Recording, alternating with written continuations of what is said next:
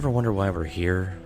You ever notice that the information that we're being fed doesn't always add up to the truth? Do you ever look out your window at night when the rain's falling down? You ever look down the street and wonder what is going on around you? You ever look out at night and ask yourself, is this all that I am?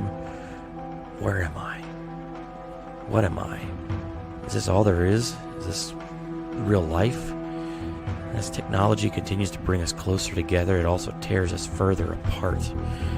We watch the skies and look at the planet around us and its natural beauty as it continues to march forward on and on and on, unending, unceasing, unwavering.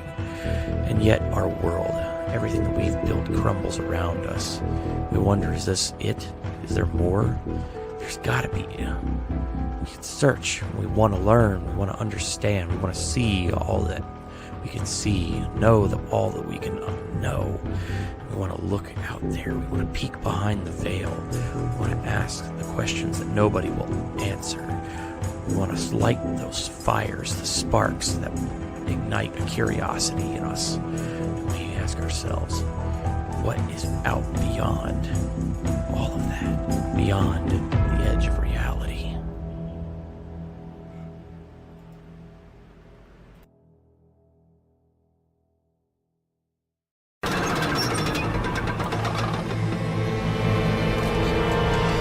I'm back.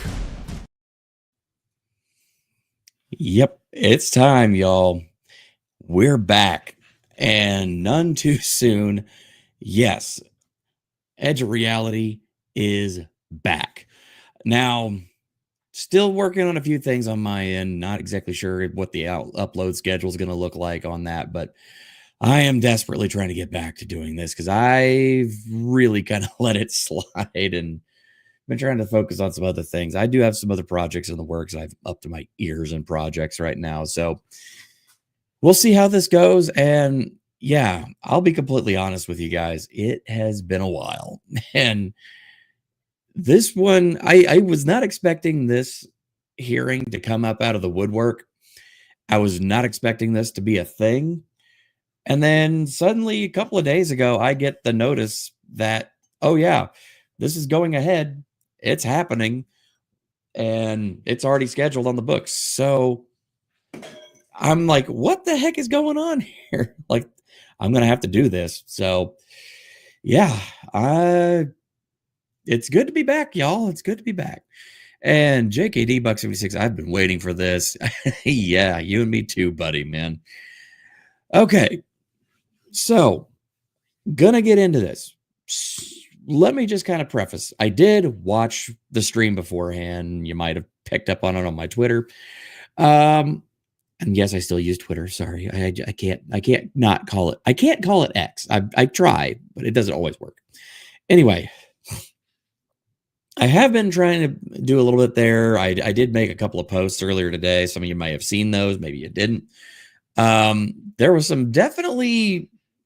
there was a lot of things that were, not really major, big bombshell things that, we didn't already know. There was a lot more of the kind of what we've seen previously in a lot of cases, like I would love to be able to tell you, but I can't because reason, government agency that tells me I can't, sort of whatever. But then there was a few moments that we will actually see in the live stream because we're going to watch the entire thing.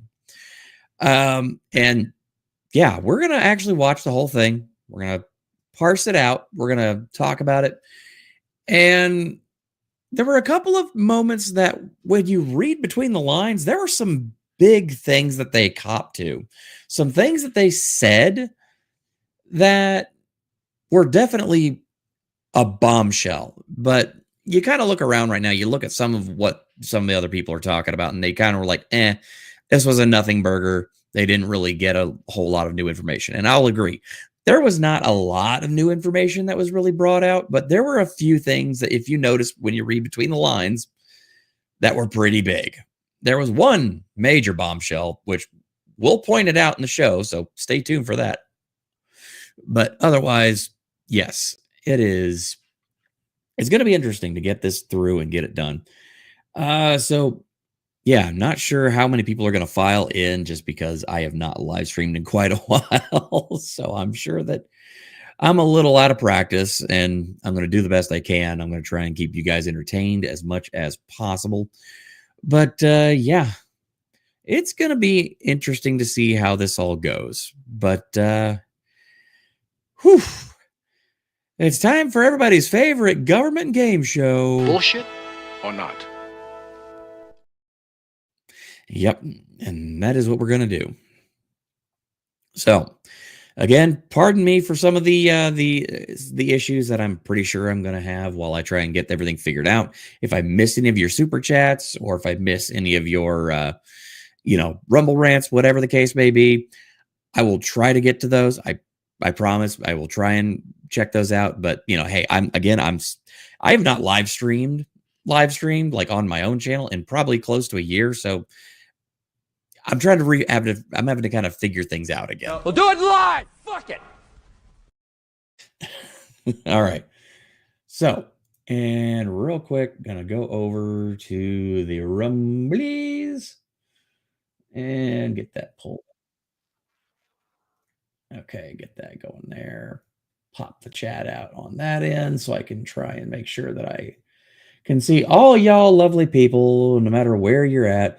And I do want to make a quick note for everybody. So, okay.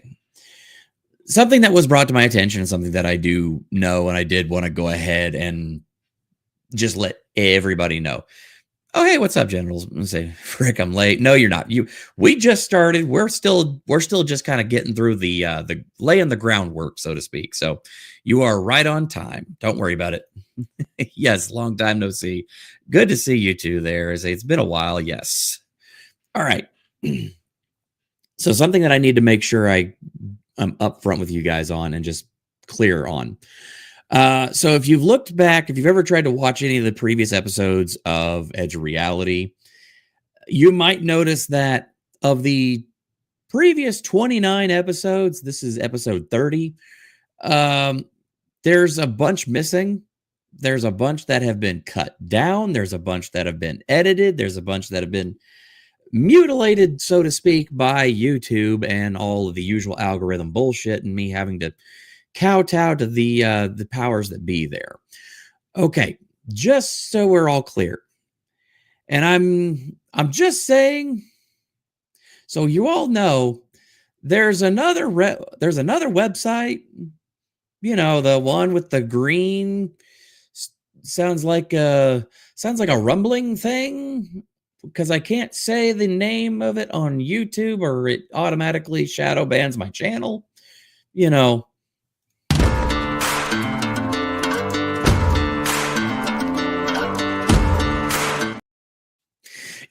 Just want to make sure because that's a thing.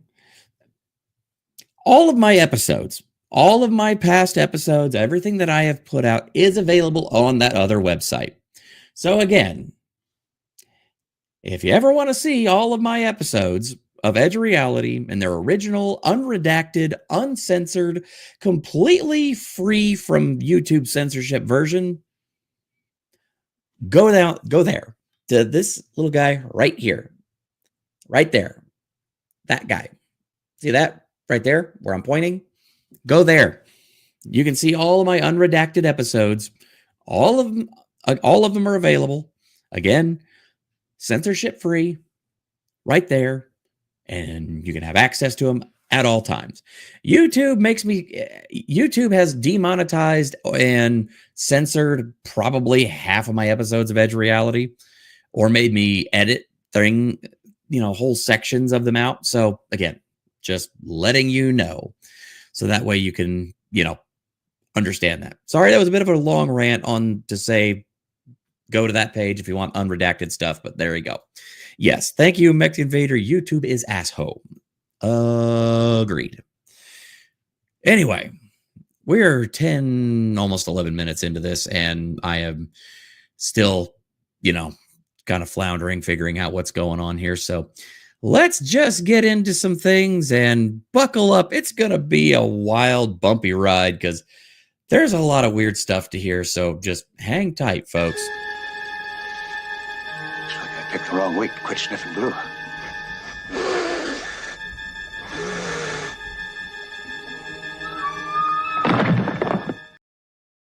Okay. All right. So we're going to start things off here. We're going to go right over to the twits. So this was the scene earlier today. I'm going to do this here. So this was the scene earlier today. UAP James posted this. It was a clip from News Nation. And News Nation has usually been pretty good about not copywriting my shit. So we're going to hope that that remains true. Just we'll go over that in a little bit later. But of course, you know, we're just going to go ahead and watch this little clip from them right now. The interest in this topic, again, is enormous. This is the line from just members of the general public, excuse us, I'm sorry, to get into this hearing. Now, Marnie, I've covered... Look at that line. That is the line to get in for the general public to be witness to this second congressional hearing on the unidentified aerial phenomenon. Yeah, task force. Holy crap. People are interested in this subject. These are not fringe weirdos. These are actual concerned United States citizens who have a vested interest in making sure that we actually know what the hell's going on. Yeah. Probably hundreds of congressional hearings. This doesn't happen. I've only seen a line like this to get into a hearing one time, and it was last year for the UAP hearing back in July of 2023. So obviously this topic, don't need to show you, more about how much people are interested in it. Now, today, I think what we're going to see is lawmakers and the witnesses try to move the ball forward and take this topic from something that was maybe once taboo or not talked about as much, more into the mainstream. So, yep, there it is. That is all of that on that end. That is what it looked like there. Genital says, well, maybe still some, we may still be fringe weirdos, but for other reasons. That's the truth. Yeah. But I mean, it's a pretty big thing to, let's just, anyway. So Jeremy Corbell posted this quick little video, say this is the calm before the storm. I know some people have issues with Jeremy Corbell. I understand those issues. I kind of have some issues with him myself, but for the purposes of what's going on, I'm just, and I think that he has, he's a little bit of he's a little bit of a peacock, so to speak. He likes to show off, but I think his heart's in the right place. Let's just get into it. Anyway, I see him sitting there with a couple of other folks. I am terrible with names. I don't remember everything. I do know James Fox right there, the documentarian for I Know What I Saw, the Virginia UAP incident, as well as, let's see, there. Oh gosh, what was the name of his other documentaries?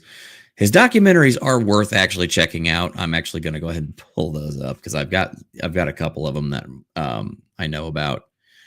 So, oh, come on now.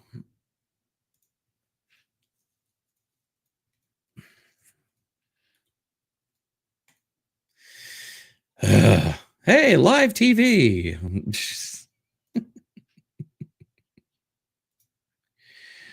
Oh, I am terrible with this. We'll do it live. Fuck it.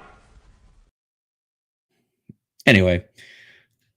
So yeah, the documentaries, Moment of Contact, which is the Virginia UAP phenomenon incident, as well as the other documentary called The Phenomenon, and another one called I Know What I Saw.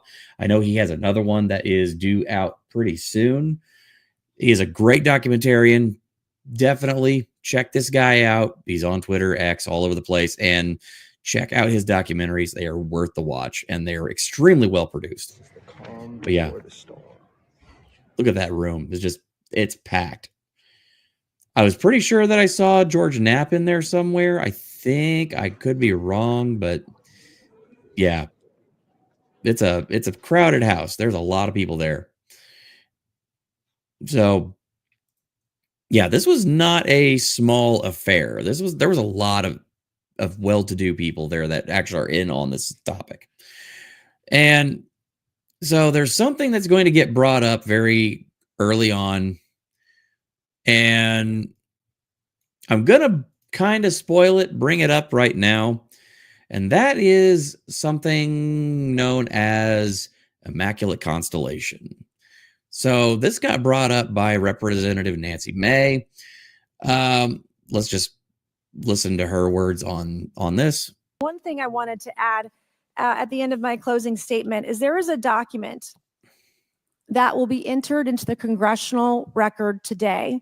Mr. Tim Burchett from Tennessee has this document, and we just distributed it to every member up here on the dais of this document.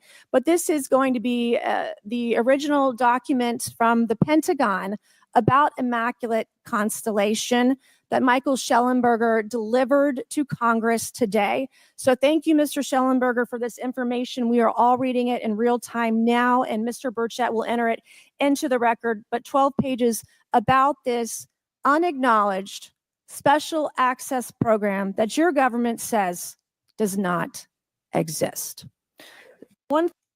Okay, now there is a little bit of an interesting controversy there because, as you might notice from the page here, Jeremy Corbell saying, hey, Representative Nancy Mace, there are only 11 pages here on the record. Where's the 12th page? Yeah, and yep, if you actually go in there, and this is the link, this is where you will find it. You can look up this particular tweet. I will try and post some links for bibliography and whatnot later on. But yeah, you can actually go there. You can read all 12 pages about Immaculate Constellation.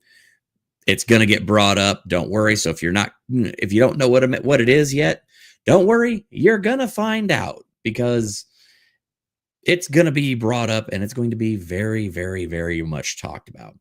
So without further ado, we are 18 minutes into this. Let's actually get over and begin the show. Let's actually go ahead and I'm going to minimize myself down. Where am I at?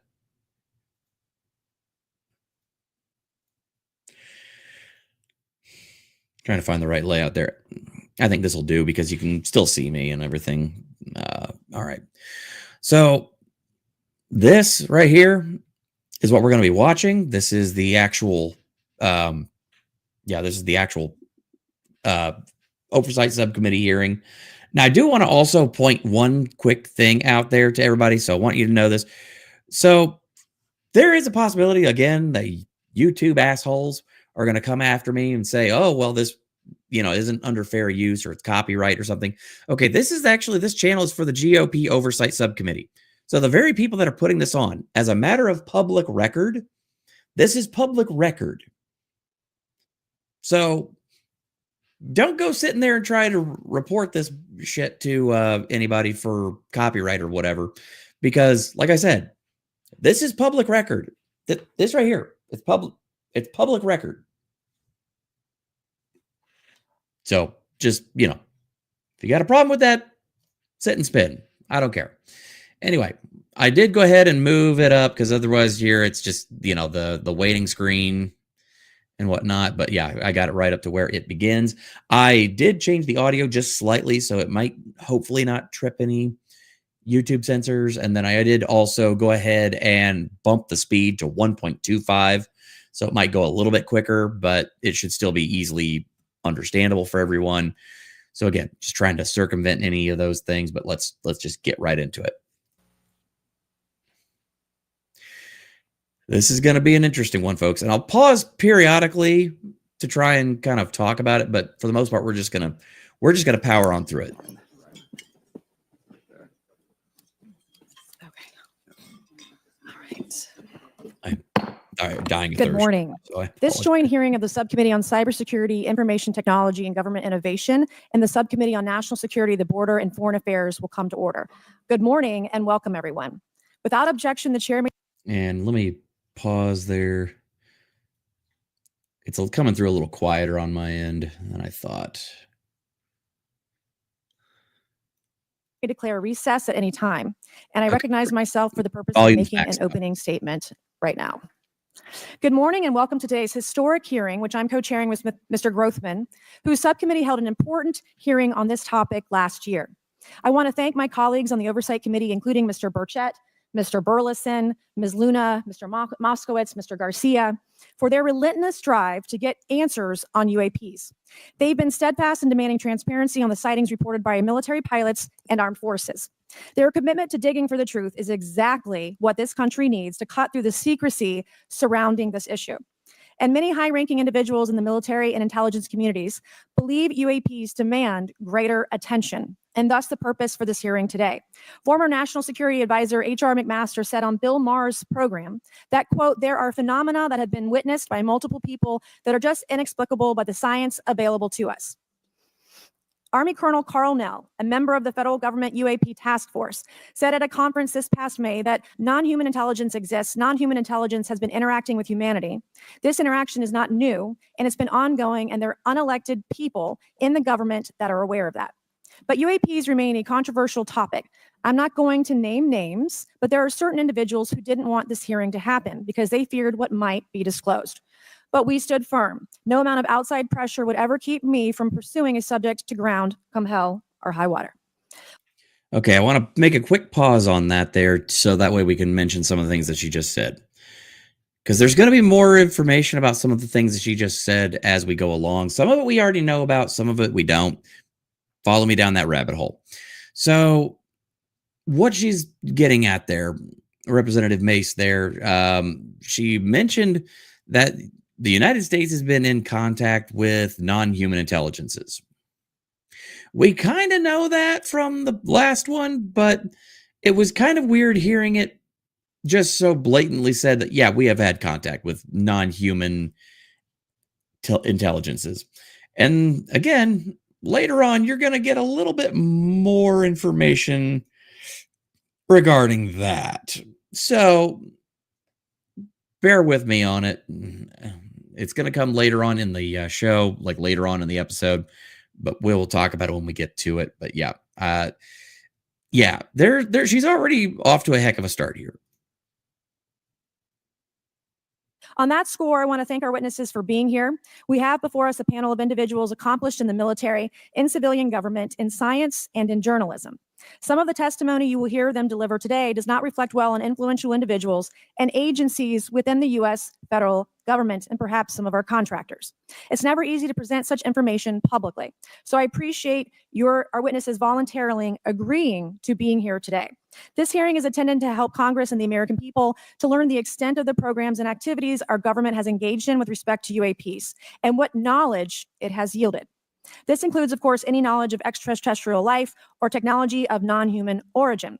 If government-funded research on UAPs has not yielded any useful knowledge, we also need to know those facts. Taxpayers deserve to know how much has it been invested, how much has been spent. They shouldn't be kept in the dark to spare the Pentagon a little bit of embarrassment. The reality is, despite their enormous taxpayer-funded budgets, the transparency of the Defense Department and the intelligence community have long been abysmal. The Pentagon. She is straight up calling them out for not actually going ahead, like not actually being, upfront with people. It's kind of amazing to see, and I'm really glad to watch it. She's just calling them out. And oh, hey, Tammy Bugard, briefly stopping by to hit the thumbs up for you guys are heading to bed. I'm sorry to hear you're not feeling good, but hey, I'm glad you dropped by. Please definitely get to feeling better. Saying a prayer for you. So yeah, take care of yourself, Tammy. And Gigi stopping by. Hey, Kaiser and chat. Apologies for being late. Don't worry. No apologies necessary. We're just happy to have you here. Good to see you, Gigi, as always. All right, we're going to go ahead and continue on. Pentagon has failed 6 consecutive audits. In fact, it's never actually passed one. Adding to this is a runaway overclassification of documents and materials, a reluctance to declassify materials when appropriate, and at times an outright refusal to share critical information with Congress. In short, it's not a track record that instills trust. So Congress has tried in recent years to lift the veil and find out if information about UAPs is being withheld, not only from the American public, but also from their elected representatives in Congress. Part of the transparency effort was legislation created in the Pentagon, the All-Domain Anomaly Resolution Office, or ARROW, but the new office is struggling to get its footing. A recent statutorily required report from ARROW, intended to illuminate the government's historic assessment of UAPs, was heavily criticized by those seeking UAP transparency. The report has stoked suspicions ARROW is unable, or perhaps unwilling, to bring forward the truth about the government's activities concerning UAPs. Yeah, and that's a very interesting point to go ahead and make note of there, because, ARROW, the All Domain Aerial Reconnaissance Office, has done basically jack diddly squat except for stand in the way. They were an entire group created by the government to actually act as a one-stop shop contact for anything regarding this particular topic.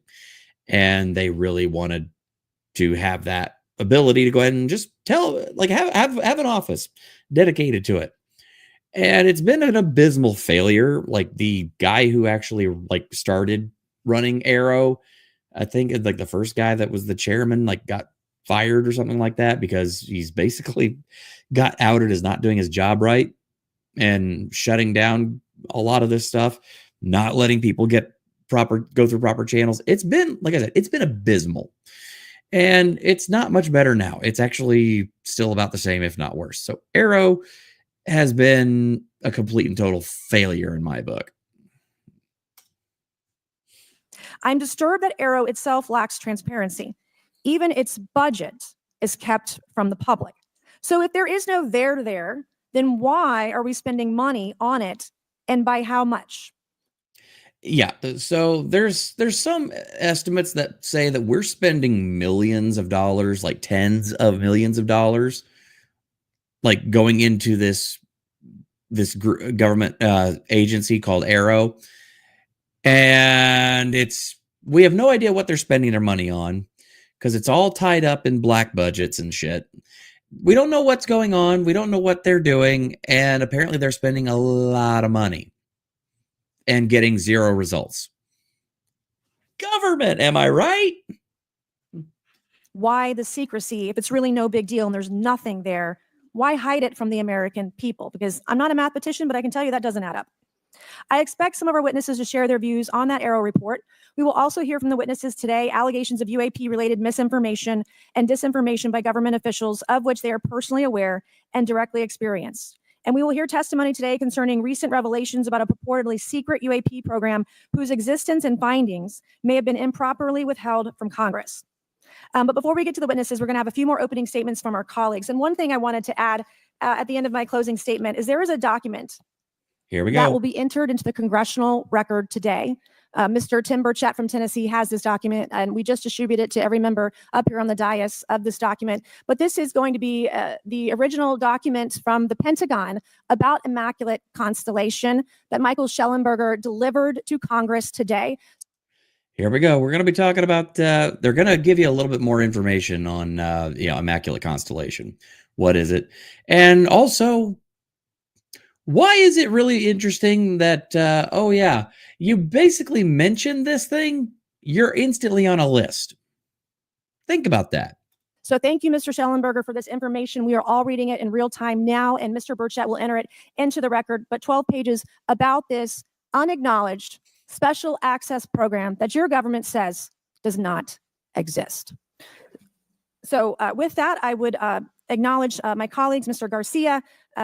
I want to say, first of all, to Mr. Connolly, who cannot be here today, the ranking member on my subcommittee on cybersecurity, I want to say that I was greatly saddened to hear about the recent news of Mr. Connolly's cancer diagnosis. And I want to convey to him and to all of our colleagues, we wish our very best to you and a full and speedy recovery. And with that, I would acknowledge Mr. Garcia for 5 minutes.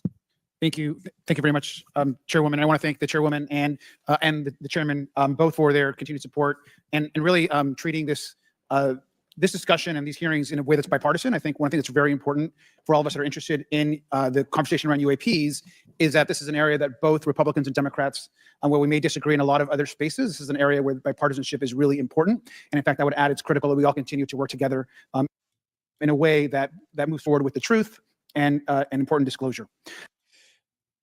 Are we, is like, where the aliens at?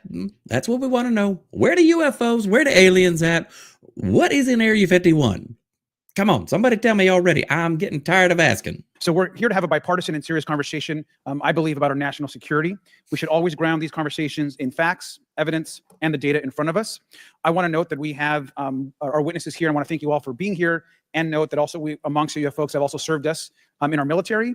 And I know that for many of you, this has been a difficult process, but I'm very grateful to have you with us today, and thank you for joining us. I also want to note that today's hearing builds on a quite, I think, also historic public hearing that we had many months ago that Mr. Grothman and others helped lead in this very same hearing room, where I believe we began a really important public conversation about UAPs. And so I want to thank him for that, and I especially want to thank Chairwoman Mays for her continued advocacy on this topic.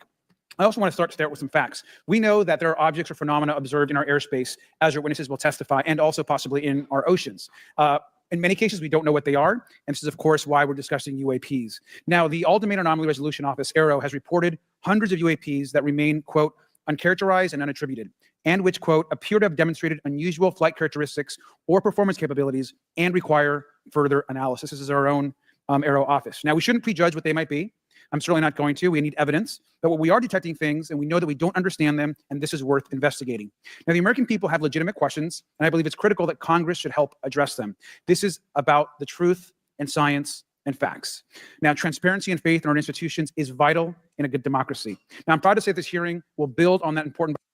By the way, we're not a democracy. We're a representative republic. I really hate the fact that everybody keeps saying we're a democracy. We're a democracy. No, we're not a democracy. We are a representative republic. For the love of God, that is like one of my biggest pet peeves. Bipartisan work, and I want to thank everyone for being involved, including members of our committee.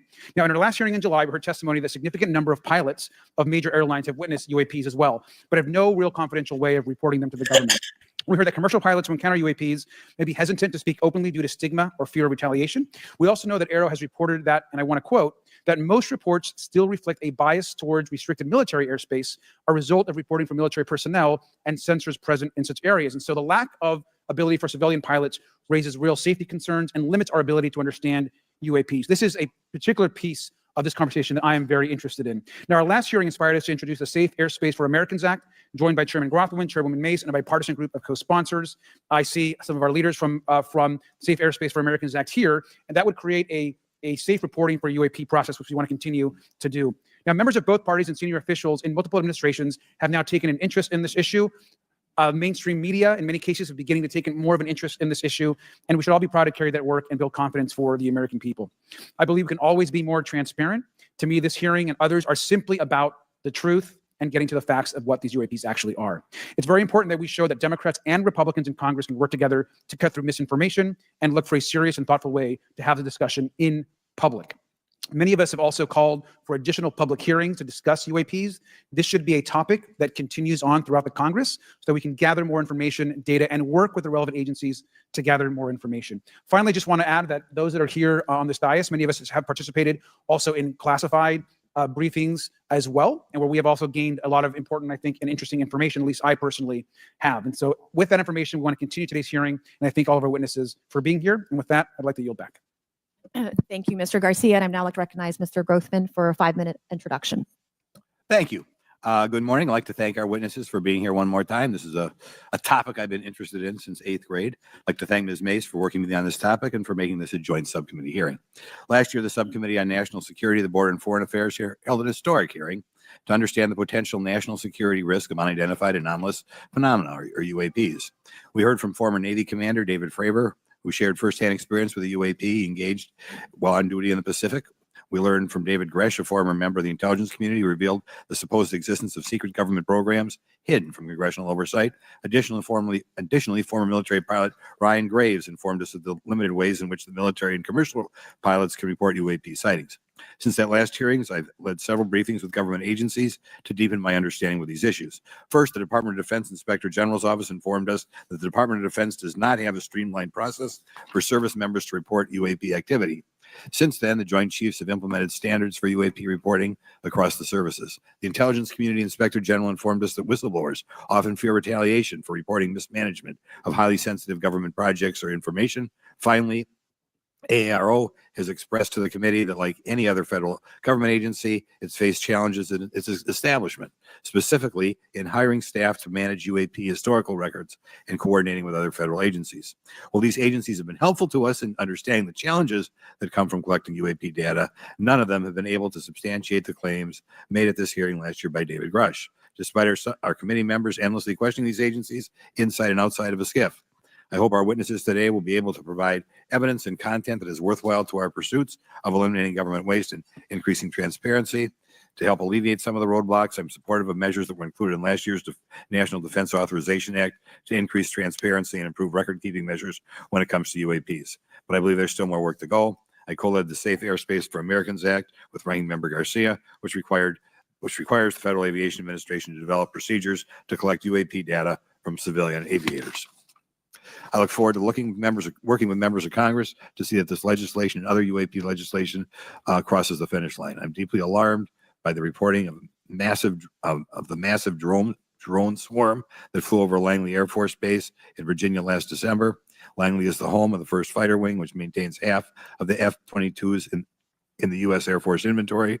Reports of this incident indicate these drones were roughly 20 feet long, flying more than 100 miles an hour at an altitude of over 3,000 feet. Yeah, that is a big thing that we should kind of make note of there.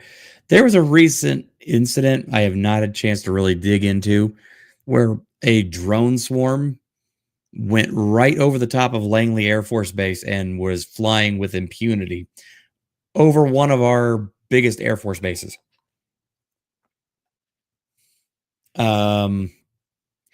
Warning, danger, Will Robinson? Yet the origin of these drones and their operators remains a mystery. This incident and other sightings near sensitive military installations highlights the complexity of the UAP challenge facing our intelligence, defense, and homeland security committees.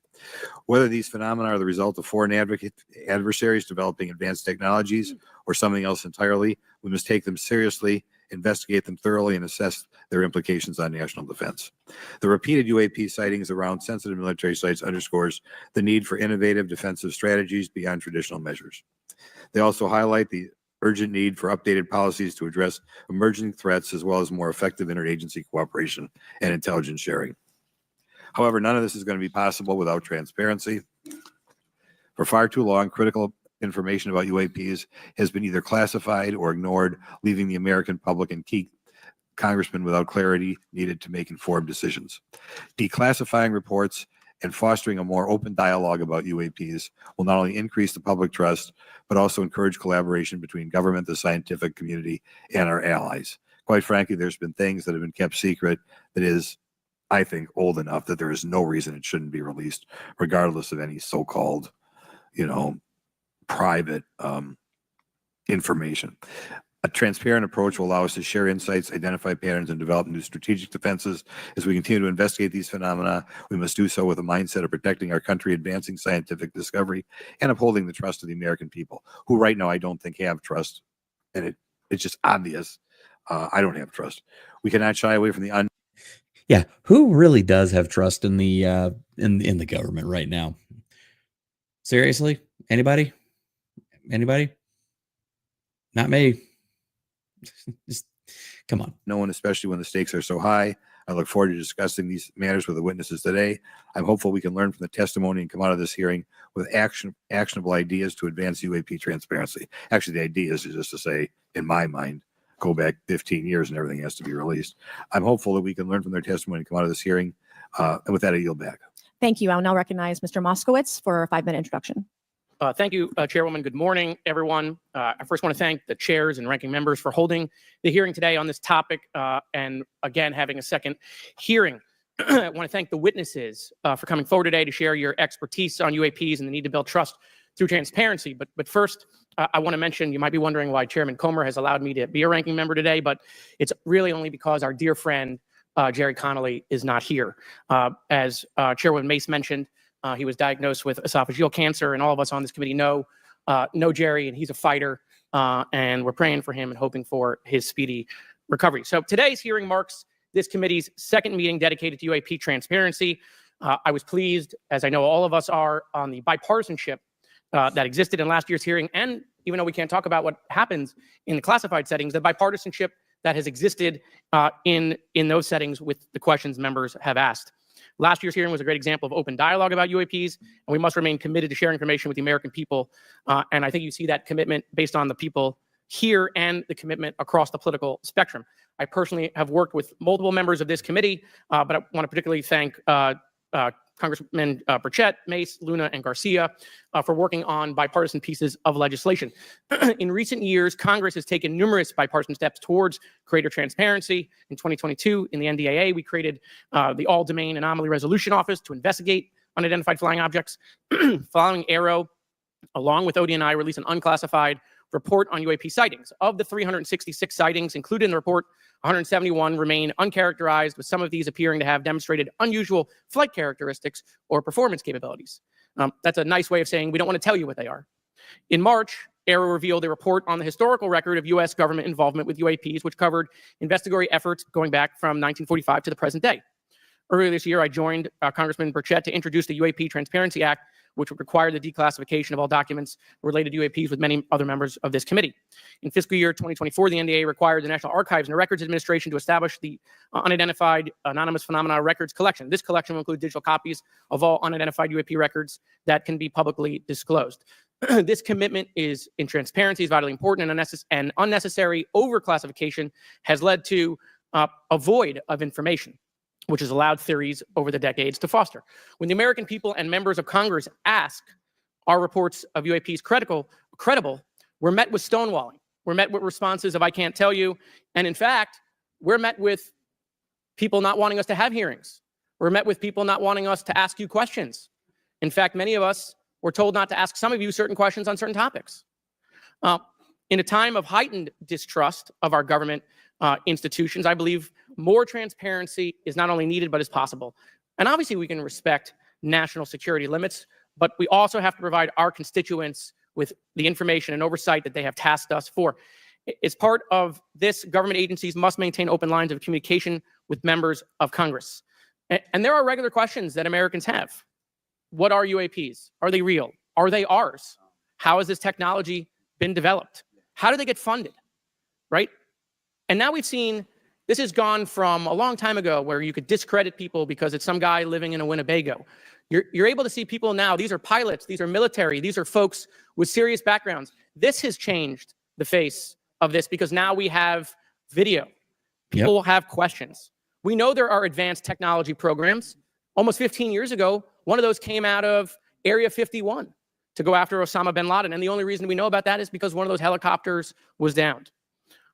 Americans have questions about whistleblowers who have come forward to talk about retribution. And so I want to thank everyone for being involved today on trying to get more transparency. This has been bipartisan, bicameral. And as we get into a new administration, the president-elect has talked about opportunities to declassify information on UAPs, and I hope he lives up to that promise. And with that, I yield back. Okay, thank you, Mr. Moskowitz. And I would now, committee staff asked me to go ahead and I will do it, to enter into the congressional record this 12-page document that Michael Schellenberger brought today that describes the Immaculate Constellation government program. So we will do that now. Every member up here has a copy of it. The first section talks about the unacknowledged special access program called Immaculate Constellation. And the second section about USG imagery intelligence. And Representative Luna just told me if I say Immaculate Constellation, I'll be on some list. Maybe a FISA warrant, so come at me, bro, I guess. But without objection, entered in the record. Yeah, we kind of All right, so next we will introduce our witnesses for today's hearing. Thank you so much for being here. Our first witness is retired Rear Admiral Tim Gallaudet, who retired from the U.S. Navy and is now the Chief Executive Officer at Ocean STL Consulting. Our second witness is Mr. Lou Elizondo, a former Department of Defense official and author of a recent bestseller book about UAPs. Our third witness is Mr. Michael Schellenberger, founder of the newsletter Public and author of a recent journalistic piece about special access programs, including one widely identified as Immaculate Constellation. I swear the staff wants me on a list. Okay. And our last witness today is Mr. Michael Gold, a former NASA official who is also a member of the NASA UAP Independent Study Team. Welcome, everyone. We are pleased to have you today. Pursuant to Committee Rule 9G, the witnesses will please stand and raise your right hands. This is where it gets real. Do you solemnly swear to affirm that the testimony that you are about to give is the truth, the whole truth, and nothing but the truth, so help you God? Let the record show that the witnesses all answered in the affirmative. We appreciate all of you being here today and look forward to your testimony. Let me remind the witnesses that we have read your written statements and they will appear in full in the hearing record. You guys may be seated. Please limit your oral statements to 5 minutes. As a reminder, please press the button in front of you so the microphone is turned on so that everyone in the room, members included, can hear you. When you begin to speak, the light in front of you will turn green. After 4 minutes, the light will turn yellow. When the red light comes on, your 5 minutes has expired, and we would ask that you please wrap it up. So I will first recognize Rear Admiral Gallaudet to please begin your opening remarks. Thank you, Chairwoman Mace, Chairman Grothman, Ranking Members Connolly and Garcia, and members of the committee. Thank you for this opportunity to testify today regarding unidentified anomalous phenomena, or UAP. Confirmation that UAPs are real came to me in January of 2015 when I was serving as the commander of the Navy Meteorology and Oceanography Command. At the time, my personnel were participating in a pre-deployment naval exercise off the U.S. East Coast. Now, I want you to go ahead and pay attention to this guy. I want you to listen to his story. I want you to listen to what he has to say, and then ask me, does it sound a little weird to you? It included the USS Theodore Roosevelt Carrier Strike Group, and this exercise was overseen by the United States Fleet Forces Command, led by a 4-star admiral who at the time was also my superior officer. During this exercise, I received an email on Navy's secure network from the operations officer of U.S. Fleet Forces Command. The email was addressed to all the subordinate commanders, and the subject line read in all capital letters, "Urgent Safety of Flight Issue."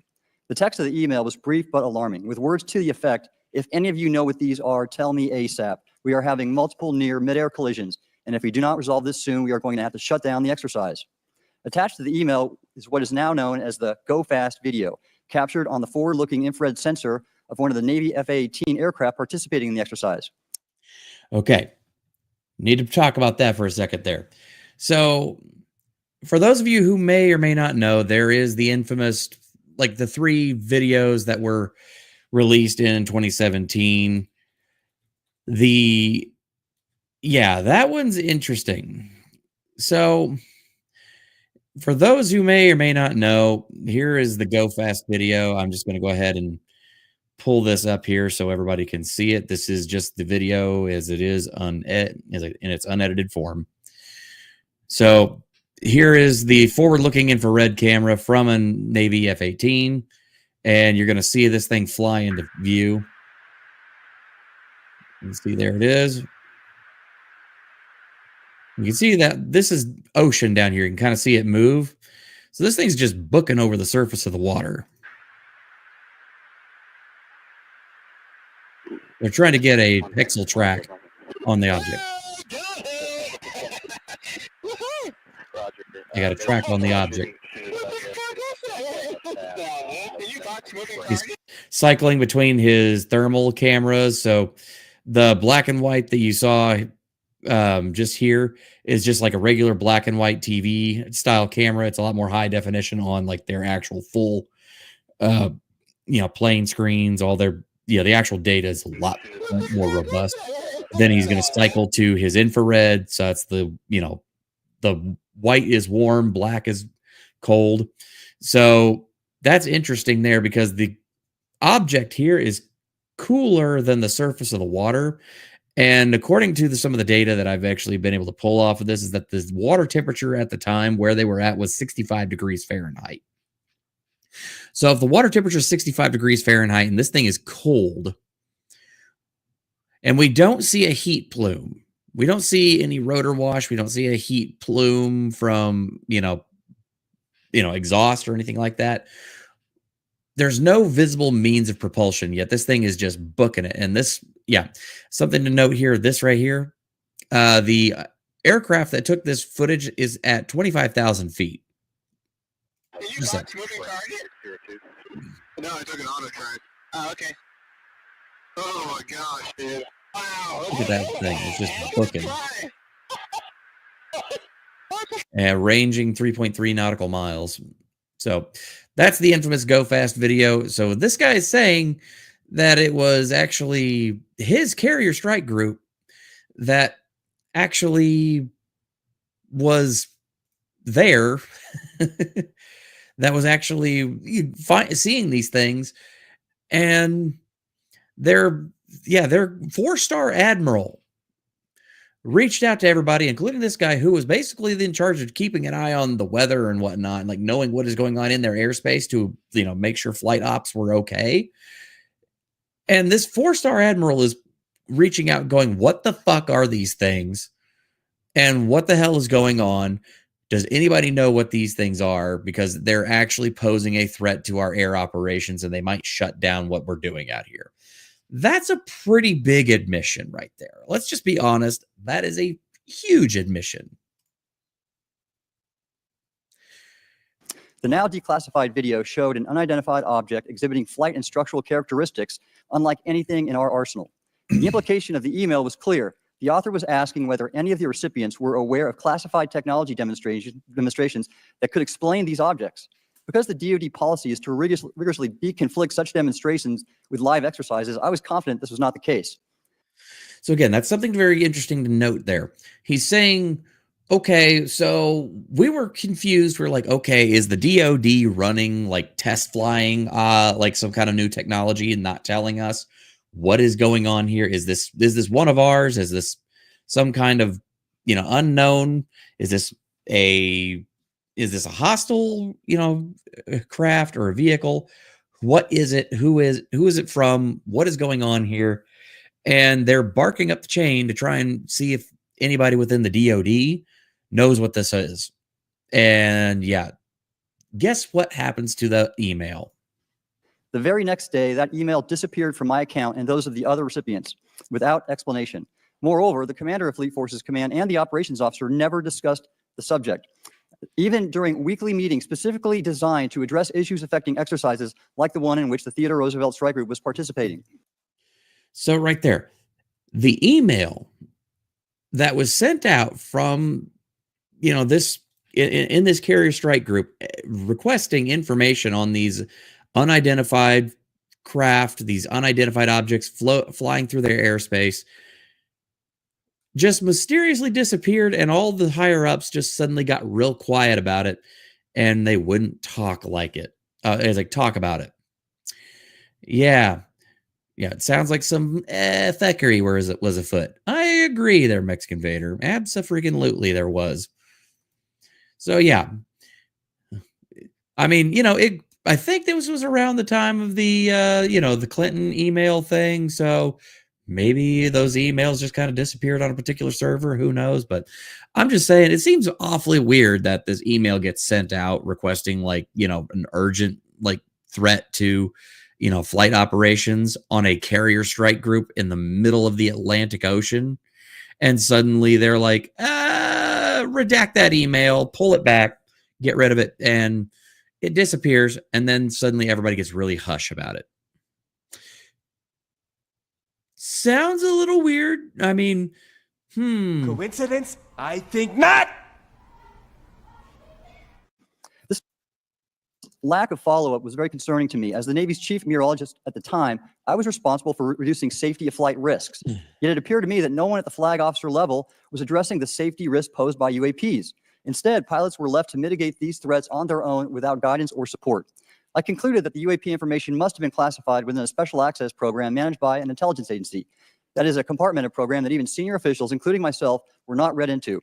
Last year's UAP hearing before this oversight committee confirmed that UAP-related information is being withheld from senior officials and members of Congress. And just this week, I learned from former DoD official Chris Mellon that satellite imagery of UAP from a few years ago still has not been shared with Congress. Equally concerning, last year's UAP hearing also revealed that elements of the government are engaged in a disinformation campaign to include personal attacks designed to discredit UAP whistleblowers. Having never signed a non-disclosure agreement regarding UAPs, and now as a private citizen, I've become an advocate for greater UAP transparency from the government. The continued overclassification surrounding UAPs has not only hindered our ability to effectively address these phenomena, but has also eroded trust in our institutions. See, that is a big thing to go ahead and note there. So yeah, not only is they've come out and they've actually copped to a lot of this. They've said, oh yeah, well, these UAPs, these UFOs are real. And we've kind of know about some of this stuff, but we need to get greater transparency in, making sure that we can report this stuff. People know about it. And then immediately there is just this campaign of not only disinformation, overclassification of this stuff, but also a silencing campaign, which makes it almost impossible for anybody to report this stuff and you're going to hear this later on a lot, that pretty much bringing it up in any kind of setting, really, but even trying to bring it up seriously as a potential threat to national security or flight operations or whatever's going on is grounds to basically become essentially stigmatized with the, you're a bit of a kook or a crazy or whatnot. That is insane. Okay? They're the same people that are standing there like, hey, if you see something, say something. And then these people do see something weird. They say something about it, and then their life gets ruined by these government, thugs who are trying to say, oh, well, you didn't see what you thought you saw, and you're not going to talk about it, or we're going to intimidate you into silence. Pick a lane, jackass. While I applaud previous bipartisan legislation passed by Congress concerning UAPs, a more comprehensive approach is needed to address the broader implication of UAP on public safety and national security, as well as the socioeconomic opportunities that open UAP research could unlock. Therefore, I recommend Congress take the following action, which I believe will receive bipartisan support. First, establish robust oversight of the executive branch's management of UAP information by directing key officials, beginning with the director of the DoD's All-Domain Anomaly Resolution Office, to provide comprehensive briefings on what the government knows about UAP and does not know. 2, enact the provisions of the UAP Disclosure Act that establish a UAP Records Review Board to ensure independent oversight, transparency, and accountability in the government's handling of UAP information. And 3, strengthen the UAP Disclosure Act and future reauthorizations with provisions that mandate a whole-of-government approach to addressing UAP. In closing, I will share my personal reasons for speaking out on this topic. First, as a former science agency leader, having led the National Oceanic and Atmospheric Administration, I've always sought the truth in human knowledge and thought. Now that we know UAP are interacting with humanity, and these include unidentified submerged objects in the ocean, we should not turn a blind eye, but instead boldly face this new reality and learn from it. Additionally, at a time when leaders in government leave much to be desired, I feel obligated to show moral leadership on this issue of UAP disclosure by validating the credibility of the courageous men and women who have come out as witnesses and whistleblowers to expose the truth. My speaking out has encouraged others to do the same, and it's my hope over time that a number of your constituents will want to know the truth and about UAP, and this number will increase to such an extent that the congressional action I've just recommended will become inevitable. Thank you, and I look forward to your questions. Thank you. I will now recognize Mr. Elizondo for his opening statement. Greetings, Chairwoman Mace, Chairman Brothman, Ranking Members Connolly and Garcia, and members of the committee. So this is Lou Elizondo. This is the former director of the Anomalous Aerospace Threat Identification Program, or ATIP. For those of you who may or may not know, he was one of the people who helped with Chris Mellon knowing about and smuggling out the three major, like the three videos, the Go Fast gimbal and the Tic Tac UFO videos, which were taken from Navy F-18 aircraft. And yeah, these were published in the New York Times on December 17th, 2017, which was the big expose that launched a lot of this, like, new push for transparency. So this was the guy who was in charge of ATIP, and you're going to hear a lot about ATIP. Committee. It is my honor and privilege to testify before you on the issue of unidentified anomalous phenomenon, formerly known as UFOs. On behalf of our brave men and women in uniform and across the intelligence community, as well as my fellow Americans who have awaited this day, thank you for your leadership on this important matter. Let me be clear. UAP are real. Advanced technologies not made by our government or any other government are monitoring sensitive military installations around the globe. Furthermore, the U.S. is in possession of UAP technologies, as are some of our adversaries. I believe we are in the midst of a multi-decade secretive arms race, one funded by misallocated taxpayer dollars and hidden from our elected representatives and oversight bodies. For many years, I was entrusted with protecting some of our nation's most sensitive programs. In my last position, I managed a special access program on behalf of the White House and the National Security Council. As such, I appreciate the need to protect certain sensitive intelligence and military information. I consider my oath to protect secrets as sacred, and I will always put the safety of the American people first. With that said, I also understand the consequences of excessive secrecy and stovepiping. Nowhere was this more apparent than in the aftermath of 9/11, which many of us remember all too well. I believe that America's greatness depends on three elements: A, a watchful Congress; B, a responsive executive branch; and C, an informed public. Over the last decade and a half, I learned that certain UAP programs were and are operating without any of these elements. Although much of my government work on the UAP subject still remains classified, excessive secrecy has led to grave misdeeds against loyal civil servants, military personnel, and the public, all to hide the fact that we are not alone in the cosmos. A small cadre within our own government involved in the UAP topic has created a culture of suppression and intimidation that I've personally been victim to, along with many of my former colleagues. This includes unwarranted criminal investigations, harassment, and efforts to destroy one's credibility. Most Americans would be shocked to learn that the Pentagon's very own Public Affairs Office openly employs a professional psychological operations officer as the singular point of contact for any UAP-related inquiries from citizens and the media. This is unacceptable. Many of my former colleagues. That right there is huge. That is unbelievably huge, and I don't understand why this is not getting enough play. So what he is saying is that AARO, the office that is currently supposed to be investigating UFOs, UAP, whatnot, they have a guy who is supposed to be in charge of being the point of contact, the person you call when you have something to report regarding what is being talked about here. That guy is a member of a PSYOP branch, okay? The person who is supposed to be in charge of that is in charge of a PSYOP branch. That is unfathomably insane. It is unbelievably ridiculous, and it is absolutely, fundamentally,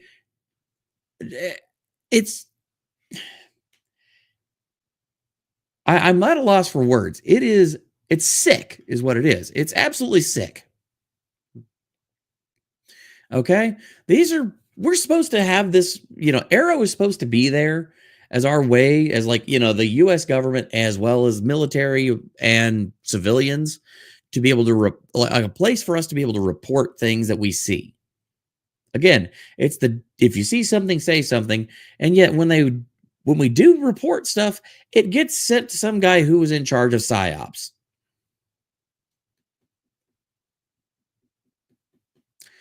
I'm sorry, if this doesn't piss you off, I don't know what will. Colleagues and I have provided classified testimony to both the Department of Defense and the Intelligence Community Inspector General. Many of us have subsequently been targeted by this cabal with threats to our careers, our security clearances, and even our lives. So that is major right there. So these people that we're supposed to be trusting to report this stuff to are engaging in intimidation campaigns against people that are in government, civilians, military contractors, anybody. It's a complete disincentivization to report this stuff because of these people that are actually running the show right now. Kind of seems like that was part of the whole game plan with that, and I'm glad they're getting called out for this absolute fuckery.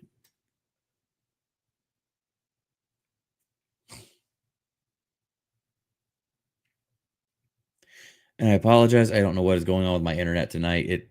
It's been stuttering in and out for a while. This is not hyperbole, but a genuine fact, and this is wrong. To fix these problems, I propose 3 principal actions. First, Congress and the President should create a single point of contact responsible for a whole-of-government approach to the UAP issue.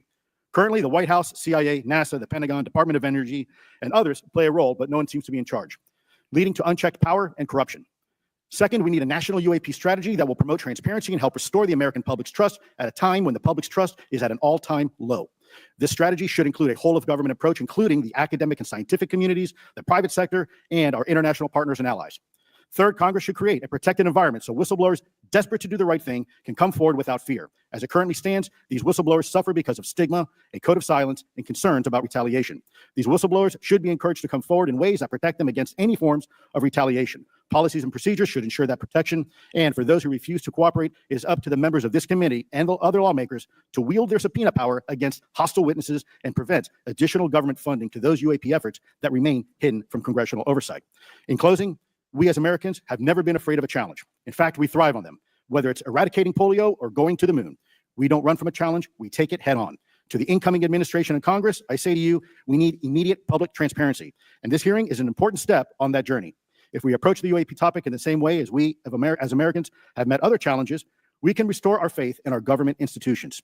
Together, we can usher in a new era of accountable government and scientific discovery. I believe that we as Americans can handle the truth, and I also believe the world deserves the truth. Thank you, esteemed members of Congress, for your time today. It is profoundly appreciated by many. Thank you. And I do want to just make a real quick note there that we do have an incoming administration that is looking to declassify a lot of stuff, make a lot more transparency in government, and prune out a lot of the fat in the United States government right now. I'm just saying, it's music to my ears. I'm gonna come.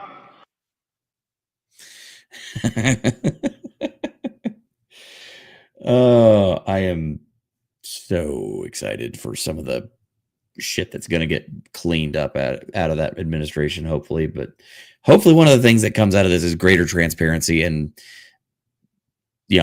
President-elect Trump has already gone ahead and said that he's declassifying JFK. He's looking to declassify more stuff regarding the UAP phenomenon. I'm looking forward to it. I'm hoping it happens. I ask unanimous consent for Representatives Ogles of Tennessee and Boebert of Colorado to be waived onto the subcommittee for today's joint subcommittee hearing for the purpose of asking questions. Without objection, so ordered. I would now like to recognize Mr. Schellenberger for his introductory remarks. Chairwoman Mace, Chairman Grothman, Ranking Member Connolly, Ranking Member Garcia, members of the subcommittees, thank you for inviting my testimony. One of Congress's most important responsibilities is oversight of the executive branch in general and the military and intelligence community in particular. Unfortunately, there is a growing body of evidence that the U.S. government is not being transparent about what it knows about unidentified anomalous phenomena, and that elements within the military and the IC are in violation of their constitutional duty to notify Congress of their operations. President-elect Donald Trump and former President Barack Obama have both said that the government has information about UAPs that it has not released. Yep. And I think it's time that, with the incoming Trump administration, that those people who are holding up this stuff, the people that are trying to go ahead and stop a lot of this new transparency from coming forward, they need to be told something. You're fired. Yeah. There are other explanations for UAPs than that they represent a new form of life or non-human life. Current dominant alternative theories, including those put forward by Arrow, are that UAPs are some kind of natural phenomena we don't yet understand, like ball lightning or plasma. They could also be part of some new U.S. or foreign government weapons programs, such as drones, aircraft, balloons, CGI, hoaxes, or birds. Whatever UAPs are, Congress must be informed, as must the people of the United States. We have a right to know what UAPs are, no matter what they are.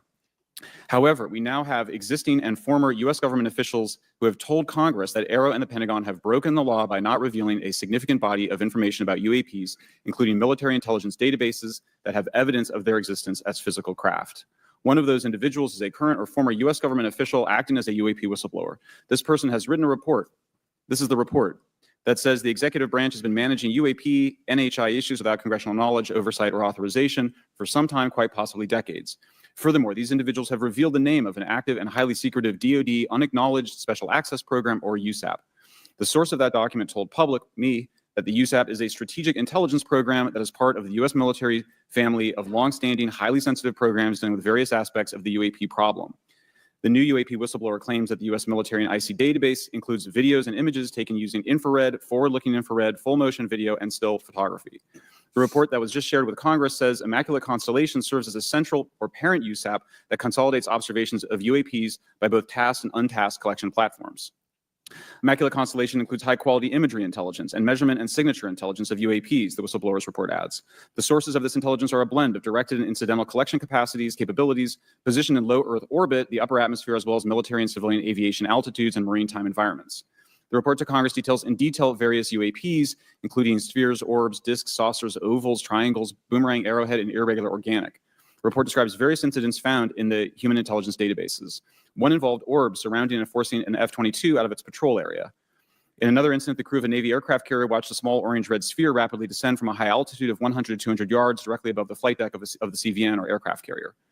And since my reporting on this Immaculate Constellation last month, another source came forward who told me that they saw a roughly 13-minute-long, high-definition, full-color video of a white orb UAP coming out of the ocean approximately 20 miles off the coast of Kuwait. It was filmed from a helicopter. Then halfway through the video, the person said the orb is joined by another orb that briefly comes into the frame from the left before rapidly moving again out of the frame. The person discovered the video on SIPR, the Secure Internet Protocol Router Network, which the DoD uses to transmit classified information. So I just want to go ahead and make a quick little note there. So he's talking about the government program, Immaculate Constellation. Like, what is it? Essentially, it is a surveillance system and surveillance program for UAPs. And what's interesting here is he's now saying that the U.S. government is in possession of a lot of very high definition, actually very credible and easy to understand, hard to debunk evidence, videos, pictures, all sorts of stuff, and eyewitness testimony, all from verifiable sources, U.S. military contractors, U.S. military pilots, and more. All of this.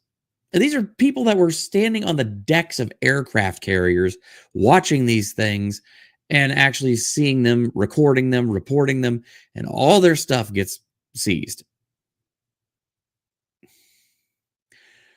What the hell? I mean, what else do you want me to say there? What else do you want me to say to that? That's insane. A leading UAP researcher who utilizes the Freedom of Information Act to find out what the government knows, John Greenwald, told me last year that the U.S. government had been increasingly denying his request for UAP information. He has been doing FOIA requests for 27 years and has an archive of 3 million pages. The government has for decades denied any interest in UFOs, he told me, but the documents that he has assembled show that behind the scenes, it was a completely different story.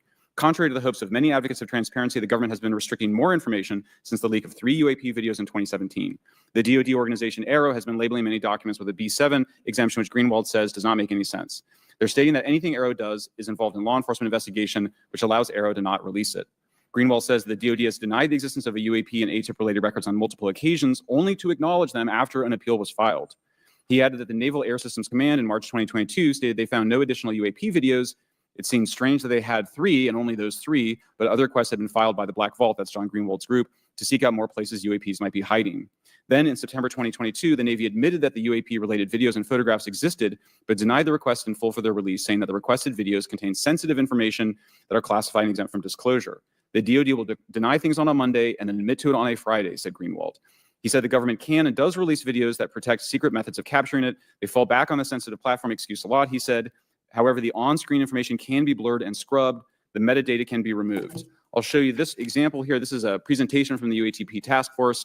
This is completely absurd. It's nuts, this level of censorship, of redaction on a document. It shows the redaction of how many reports they've collected, for how many years. 2 of the 3 potential explanations are blacked out. The Pentagon, the intelligence community is treating us like children. It's time for us to know the truth about this. I think that we can handle it. Thank you very much. Thank you. I would now like to recognize Mr. Gold for 5 minutes. Thank you, Chairwoman Mace. Okay, I'm just going to go ahead and let everybody know that this guy, Gold, I don't like him. I'm just going to be upfront with you. I don't like this this guy who's about to start talking. By the guy, Mr. Gold.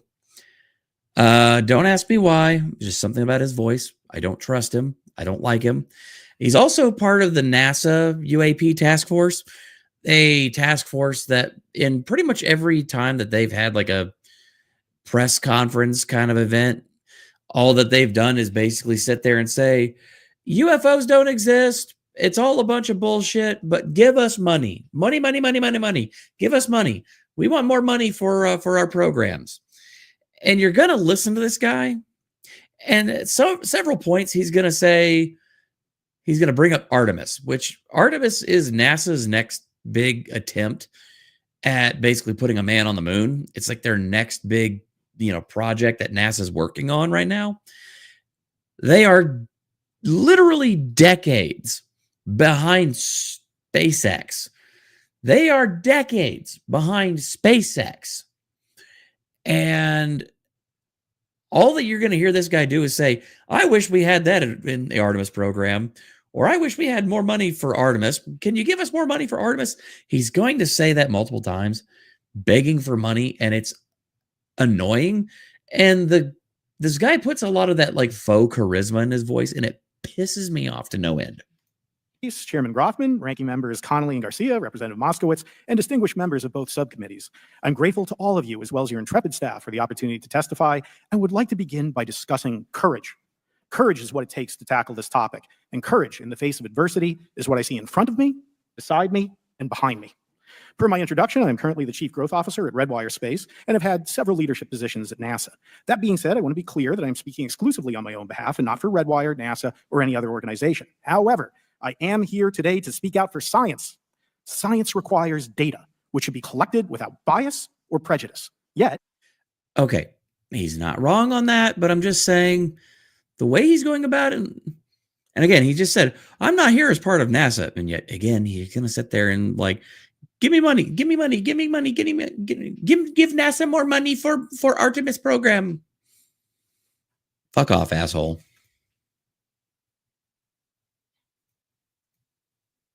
whenever the topic of UAP arises, those who wish to explore the phenomena are often confronted with resistance and ridicule.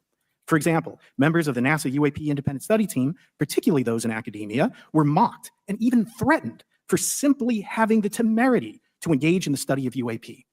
Our best tool for unlocking the mystery of UAP is science, but we cannot conduct a proper inquiry if the stigma is so overwhelming that just daring to be part of a NASA research team elicits such a vitriolic response. Therefore, one of the most important actions that can be taken relative to exposing the truth of UAP is to combat the stigma. And this is where I believe that NASA can be eminently helpful. The NASA brand is synonymous with hope, optimism, and credibility. If you were to take a walk down the National Mall, you would immediately see the NASA logo on t-shirts, hats, and bumper stickers. Few federal agencies enjoy this kind of popularity. I've never seen anyone wearing an Office of Personnel Management t-shirt, which is why NASA could play such an influential role. What did I frickin' tell you? Specifically, NASA could, with relatively little cost and effort, host symposia on UAP, or even just participate in existing panels examining the topic. NASA personnel stepping forward and participating in such discussions would make a powerful statement to the scientific community that UAP should be taken seriously and researched accordingly. In regard to research, NASA has vast archives, much of which may contain important UAP data. Again, for relatively little cost and effort, NASA could create an AI or ML algorithm that could search the agency's archives for anomalous phenomena. I suspect that such an effort would not only result in information that will help us to understand UAP, but could result in data that will assist in other areas of scientific inquiry, such as anomalous weather or meteorite activity. Beyond its existing archives, NASA could act as a clearinghouse for civilian and commercial UAP data.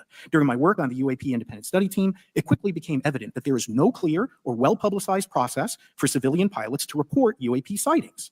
The stigma associated with UAP hampers the number of pilots that would report such phenomena, but even for those who overcome the stigma, I believe the current FAA guidance is largely unknown and poorly understood. In order to effectively collect UAP data, the independent study team recommended the use of NASA's Aviation Safety Reporting System, or ASRS. This system, which is administered by NASA and funded by the FAA, provides a confidential means for the reporting of safety violations in a voluntary and non-punitive manner. Over 47 years, the ASRS has collected nearly 2 million reports. ASRS is the perfect tool to collect UAP data, which could then be collated by NASA and shared with the public at large. Leveraging ASRS could create a treasure trove of UAP data, potentially hundreds of thousands of reports, supporting this hearing's goal of exposing the truth. And I'm grateful to our two co-chairs and other members who have already incorporated this idea into proposed legislation. At this hearing, and as others have demonstrated, the UAP issue is justifiably dominated by national security and defense. However, I would urge the subcommittees to keep in mind the numerous ways that NASA and the FAA, as well as commercial activities in the air, in space, and in the water, can generate a massive amount of invaluable data on anomalous phenomena. I cannot help but be excited by the potential for such an endeavor, since scientific discovery is driven by anomalies. It's the existence and study of anomalies that led to the theory of relativity, quantum mechanics, and nearly all of humanity's scientific breakthroughs. This is why the study of UAPs should be embraced, since whatever is occurring, the chance to garner new knowledge should never be ignored. We must be thorough in collecting information, fearless in making conclusions, and open to following the data, no matter how mundane or extraordinary the results may be. I began this testimony by praising the Joint Subcommittee members for their courage, and I will end by echoing that sentiment. As the saying goes, the truth is out there. We just need to be bold enough and brave enough to face it. Thank you. Thank you. Thank you all. I cannot listen to that guy's voice without rolling my eyes and wanting to just shout, will you just fuck off? Just saying. now recognize myself for 5 minutes of questioning. I have a lot of questions and I have a lot of witnesses. So I would just ask if it's yes or no to please just tell me yes or no. If it requires more than that, be very succinct because I would like to go down the line and ask as many questions as possible. So for the Admiral this morning first, former DoD official Chris Mellon reached out to you about satellite imagery from 2017 that depicts a UAP. What were the dates in 2017 when this occurred? I can't share with you the details, ma'am, but I can do it in a closed setting, and I can also tell you the agency that wrote a report on it. Okay, so who has the imagery? I can tell you that in a closed setting. Can you describe what was depicted in the satellite imagery? Just a description. It was a UAP, ma'am. That's it? No other description? The term that the analysts used, they called it the button. It was a disc-shaped object. Okay, where was it? I can't tell you that, ma'am. Okay. All right. Okay, Mr. Elizondo, you say it in your testimony that, quote, advanced technologies not by our government or any other government are monitoring sensitive military installations around the globe, end quote. If these technologies are not made by any government, who's making them? Private companies, or are you implying they are crafted by a non-human intelligence? Well, ma'am, that's precisely why we're here. The problem is that temporally speaking, over decades, not just the last 10 years, to put this in perspective, Are these private companies you're implying, or is this non-human intelligence? it may be both. Okay. When it comes to Blue Force Technologies, I would not be able to discuss. Okay. it, ma'am. Are you read into secret UAP crash retrieval programs? We would have to have a conversation in a closed session, ma'am. You're going to hear this a lot right now. So just understand, this is a lot of what we got in the first UAP hearing, which is where they ask questions. These people have NDAs and they have things that they can and cannot say in the public record, but they're saying that they can do it in a SCIF, which is a secure classified intelligence forum, which is basically for all intents and purposes, it basically looks like a soundproof shipping container with a table and chairs in it. And it's basically somewhere that they can go in with people, talk, show off what they know that is absolutely classified. Nothing goes in and nothing comes out that is viewable to the outside world. There's no recording devices. There's no tampering. It's as top secret gets, is what they're talking about. If you hear them say SCIF, that's what they mean. SCIF, Secure Classified Intelligence Forum. It's a type of meeting and basically this box. So that's what they're talking about there. Yeah, you're gonna hear that a lot, but listen between the lines of some of the things that they say. I signed documentation 3 years ago that restricts my ability to discuss specifically crash retrievals. I submitted for my book through the DOPSR process, which took a year for it to be reviewed. And what is in the book is what I was told I'm allowed to talk about. Has the government conducted secret UAP crash retrieval programs? Yes or no? Yes. Okay. Were they designed to identify and reverse engineer alien craft? Yes or no? Yes. Does the U.S. government have any reverse? Okay, we already answered that question about retrieval programs. Do any U.S. contractors have the same? I would prefer to address it in a closed session, ma'am. Okay. So that's one thing you need to kind of know there. So that's yeah. Is the United States government involved in crash retrievals? Yes. Do we still have these things? Yes. Are there reverse engineering programs going on right now? Yes. Who has them? We know it's Lockheed and Raytheon and probably come on. We know it's all the big government contractors, mostly Lockheed Martin, I would say, that have access to these things or have the materials. But he can't say it. He knows, but he can't say it out loud. In your book, you mentioned government employees who've been injured by UAPs placed on leave and receiving government compensation for their injuries. Is that correct? That is correct. How can the government deny we have recovered craft if they're paying people because they've been injured by recovered craft? Ma'am, that's a great question. That's why I think we're here again, because I've seen the documentation by the U.S. government for several of these individuals who have sustained injuries as a result of a UAP incident. Boom. That is a huge piece of information that I feel is getting so overlooked. Yes, David Grush did bring it up in the last one that people have been injured or have had effects from these things. But again, we're getting it from Lou Elizondo that people have been in close proximity to, have seen these craft, have interacted with these craft, and they have all kinds of history of they have all kinds of medical problems after interacting with the craft. That's a pretty big deal. And now the United States government, he's saying the United States government is paying these people's medical bills and also telling them to keep quiet about all their stuff that's going on. So we're paying people to say, or so we're paying people's medical bills for having interactions with these craft, but then the government is turning around and saying, oh, well, these don't exist. Again, government, pick a fucking lane. Either it exists or it doesn't exist. It's Schrodinger's. It's Schrodinger's program. Government program. Come on. It's a crazy idea, right? The hypocrisy and the logic. Okay, Mr. Schellenberger, I'm going to say it again to be very clear. Immaculate Constellation. What's its mission and how are they funded? Its mission is to, as I stated, its mission is to, it's an unacknowledged special access program. Its mission is to document UAPs. Okay, and do you, for your story and your report, do you have more than one credible source? I do. Sourcing, okay. I do. And then why do you believe your sources to be credible? How do you judge the veracity of the documentation you've been provided about this program? I checked the sources and they are who they say they are. They are current or former government officials. Mm-hmm. I want to also add that I did not specify that they were Defense Department employees. I didn't specify the agency nor the gender. Would they have included non-government employees, people that aren't employed by the government?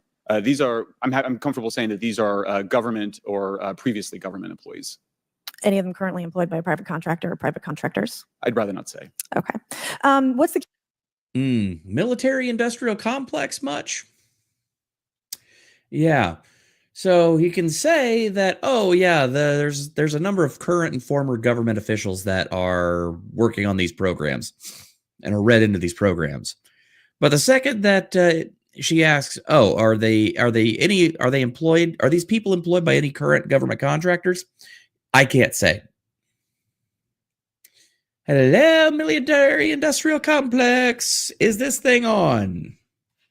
key takeaway, just a few seconds about the Immaculate Constellation document you provided us today? I think that what the American people need to know is that the U.S. military and intelligence community are sitting on a huge amount of visual and other information, still photos, video photos, other sensor information, and they have for a very long time. And it's not those fuzzy photos and videos that we've been given. There's very clear high resolution. How many visuals, graphics, videos, photos? I mean, I've been told hundreds, maybe thousands. I mean, I also wanted to say, because there was some conversation around concern around the revealing of these materials, revealing the source collections, but some of these are shot from helicopters using normal videos of oceans. I just think that's absurd that somehow you're going to be revealing some secret U.S. technology. Look at Lou Elizondo's face. He's like, oh yeah, I know about this. Yeah, they're literally saying right there that we have a lot of like very clear photos, videos, and a lot of stuff. It's not the grainy cell phone video crap that you see on, Twitter and TikTok. No, this is apparently like high resolution stuff. We can, and it's oftentimes stuff that we can actually, it's a cover up. What else do I have to say? I mean, it's a freaking cover up. By revealing that you've photographed orbs off the coast of Kuwait. Okay, thank you. I have 8 seconds. Mr. Gold, did the NASA independent study team get briefed on what you call OSAP? Very quickly.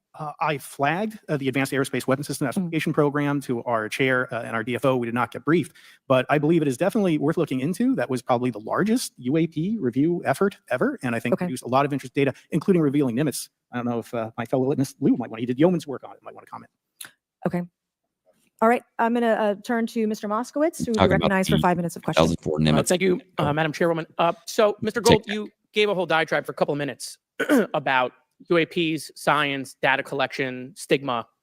A lot of non-believers in all of this would just ask a very simple question. Why? Why is it so hard? Right? Like, why are people, anytime they ask, why are they always thwarted? Why are they always judged? Why is they always have misinformation spread? Why is there always retribution? Why is it always met with an ear? What's the why? If it doesn't exist, why is it such a problem? I think if you go through the history of science, Representative, it is always difficult for breakthroughs and new information, regardless of whether it's UAP or any other kind of discovery. And in science, we're supposed to be open, but when you break with the orthodoxy of what's believed, whether it's Galileo saying that the Earth doesn't rotate, or the Earth rotates around the sun, or the sun doesn't rotate around the Earth, it's always challenging for new beliefs. And the more extraordinary those discoveries, the more extraordinary those new beliefs, it's very difficult. So, okay, what he's saying there is, oh yeah, this technology and whatnot, if we actually did know all these things, which we already do, that we already have it, we have access to it, we already know exactly what all these things fucking do, and we probably at this point know how to make the same technology. Yeah, it's extremely disruptive to our economic state. Imagine something that actually runs off no major electrical load, but is capable of producing vast amounts of energy and has no negative environmental effects. Yeah, that's a lot of the same kind of stuff that these things apparently run off of. And yeah, imagine what one of those things could do for the energy industry, oil and gas, all that. You're talking about a major infrastructure collapse in the entire United States. Just say. That's why they don't actually want to bring this stuff up, is because it would shift the entire paradigm of humanity. It would completely change the fundamental face of everything that we know. So I think this is natural. There's natural conservatism that when it comes to science, but this issue in particular has been very difficult where, again, even to attempt to study it becomes problematic. But every hearing like this, every news report, every video, documentaries. I was privileged to be a part of something Dan Fair is putting together. I think many of us have interviewed for it, documentary over 30 different government officials. Every brick in the wall will help get us closer to getting to the truth. I appreciate that. Mr. Elizondo, did I have that correct? Sir. I'm a recovering lawyer, so I'm going to put my hat on for a second. You said you signed a document. Love that. Who gave that to you? The U.S. government, sir. Okay, you have a copy of it? It is stored in a SCIF right now. I do not have possession of it. The U.S. government does. What department of the U.S. government gave you this document? I will say the Department of Defense. Unfortunately, I can't say in this forum much more than that. You specifically said the document said you can't talk about crash retrieval. Well, you can't talk about Fight Club if there's no Fight Club. Correct. Okay, I'm just making an observation. Yes, sir. So that document that you signed, that you said exists, specifically said you can't talk about crash retrieval. Correct, sir. It was a limitation on because already I'd been speaking publicly about the topic, and so the document said you can continue saying X, Y, Z, but you cannot discuss the topic. When you give me the atmosphere of signing this document. You're in a room by yourself? I'm in a SCIF with a security officer, sir. Just one-on-one? Anybody else? There may have been an assistant as well. It was in a SCIF within a Department of Defense facility. Give me your background real quick. My background is I went to school to study microbiology and immunology, entered into the U.S. Army, and after a very short stint in military intelligence, I became a counterintelligence special agent. As a civilian, later on I became a special agent in charge, running investigations in counterterrorism and counterespionage primarily, with some experience in counterinsurgency and counternarcotics. And then in 2009 timeframe, when I came back to the Pentagon after a tour with the Director of National Intelligence, I quickly became part of a program that was originally called OSAP that evolved into the program now called ATIP, which is where those videos that we now see, the Go Fast, the Gimbal, the FLIR, that was part of our effort, sir. Right. So you're not some conspiracy theorist. You actually have a legitimate background.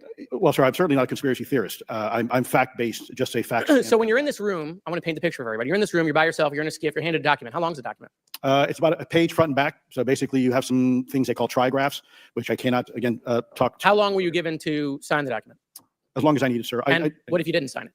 Well, I suspect there'd be repercussions. I wouldn't have access to certain information. Were you allowed to ask a lawyer, or weren't allowed to ask for a lawyer to review the document? It was an option, but they probably wouldn't have allowed me to, because the document itself is pretty explicit about you have to be putting me in an interest. Let me try to thread the needle here.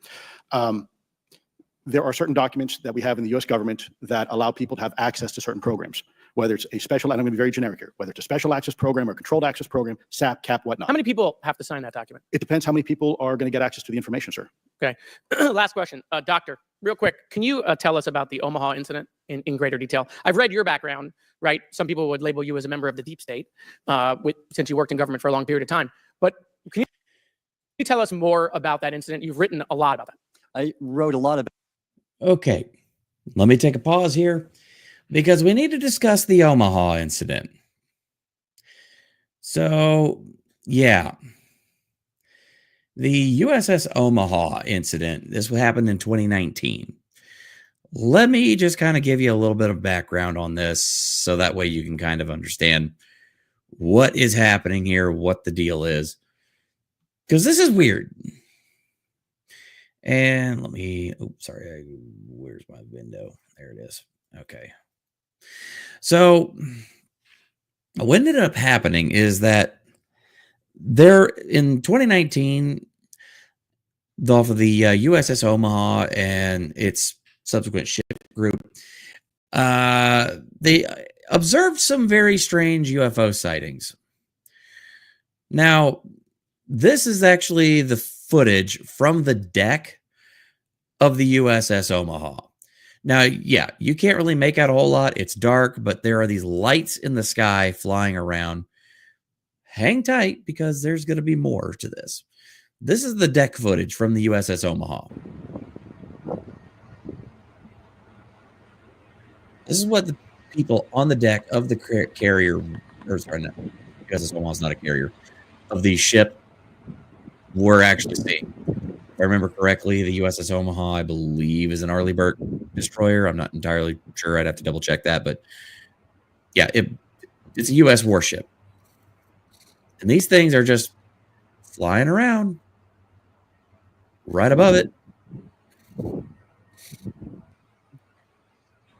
Doesn't look very impressive right now because, again, camera's a little shaky, probably at maximum zoom, grainy cell phone video, and it's against a dark. It's a couple of lights in a dark background. Well, there's something that's interesting that happened with this one, and it's that somebody actually took more footage of this, shooting it through a night vision camera. So, yeah, through a night vision lens, here's what the actual people on the USS Omaha were seeing flying over the deck of their ship.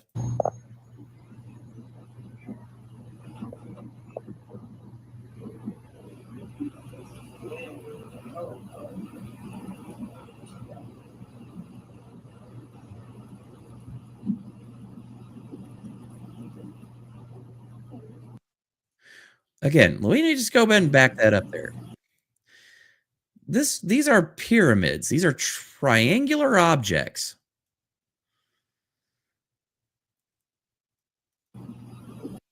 These are pyramid-shaped objects that are just kind of flying around, rotating, flashing.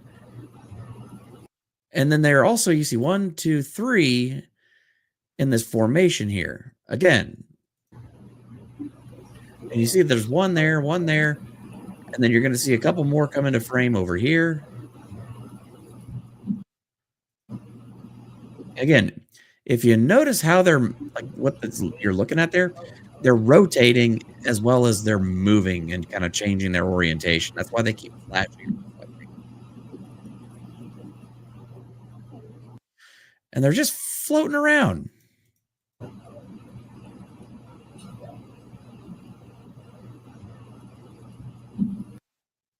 Yeah. And it wasn't just that they got these on video. They also got radar data from these. OD, if you can write a general lat long where we're at, and then the number of contacts you got, get the course and speed meters off them. You know what I mean? And roll to position to us.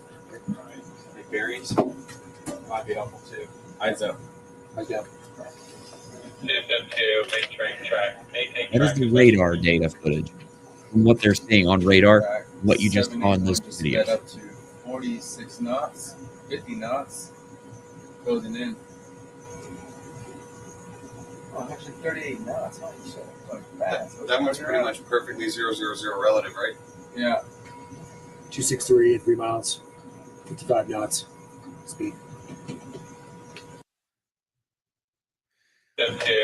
Pretty insane that this is happening.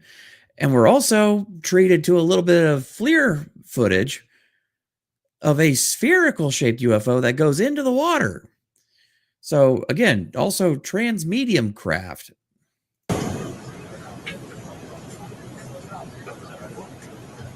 Took off, booking it.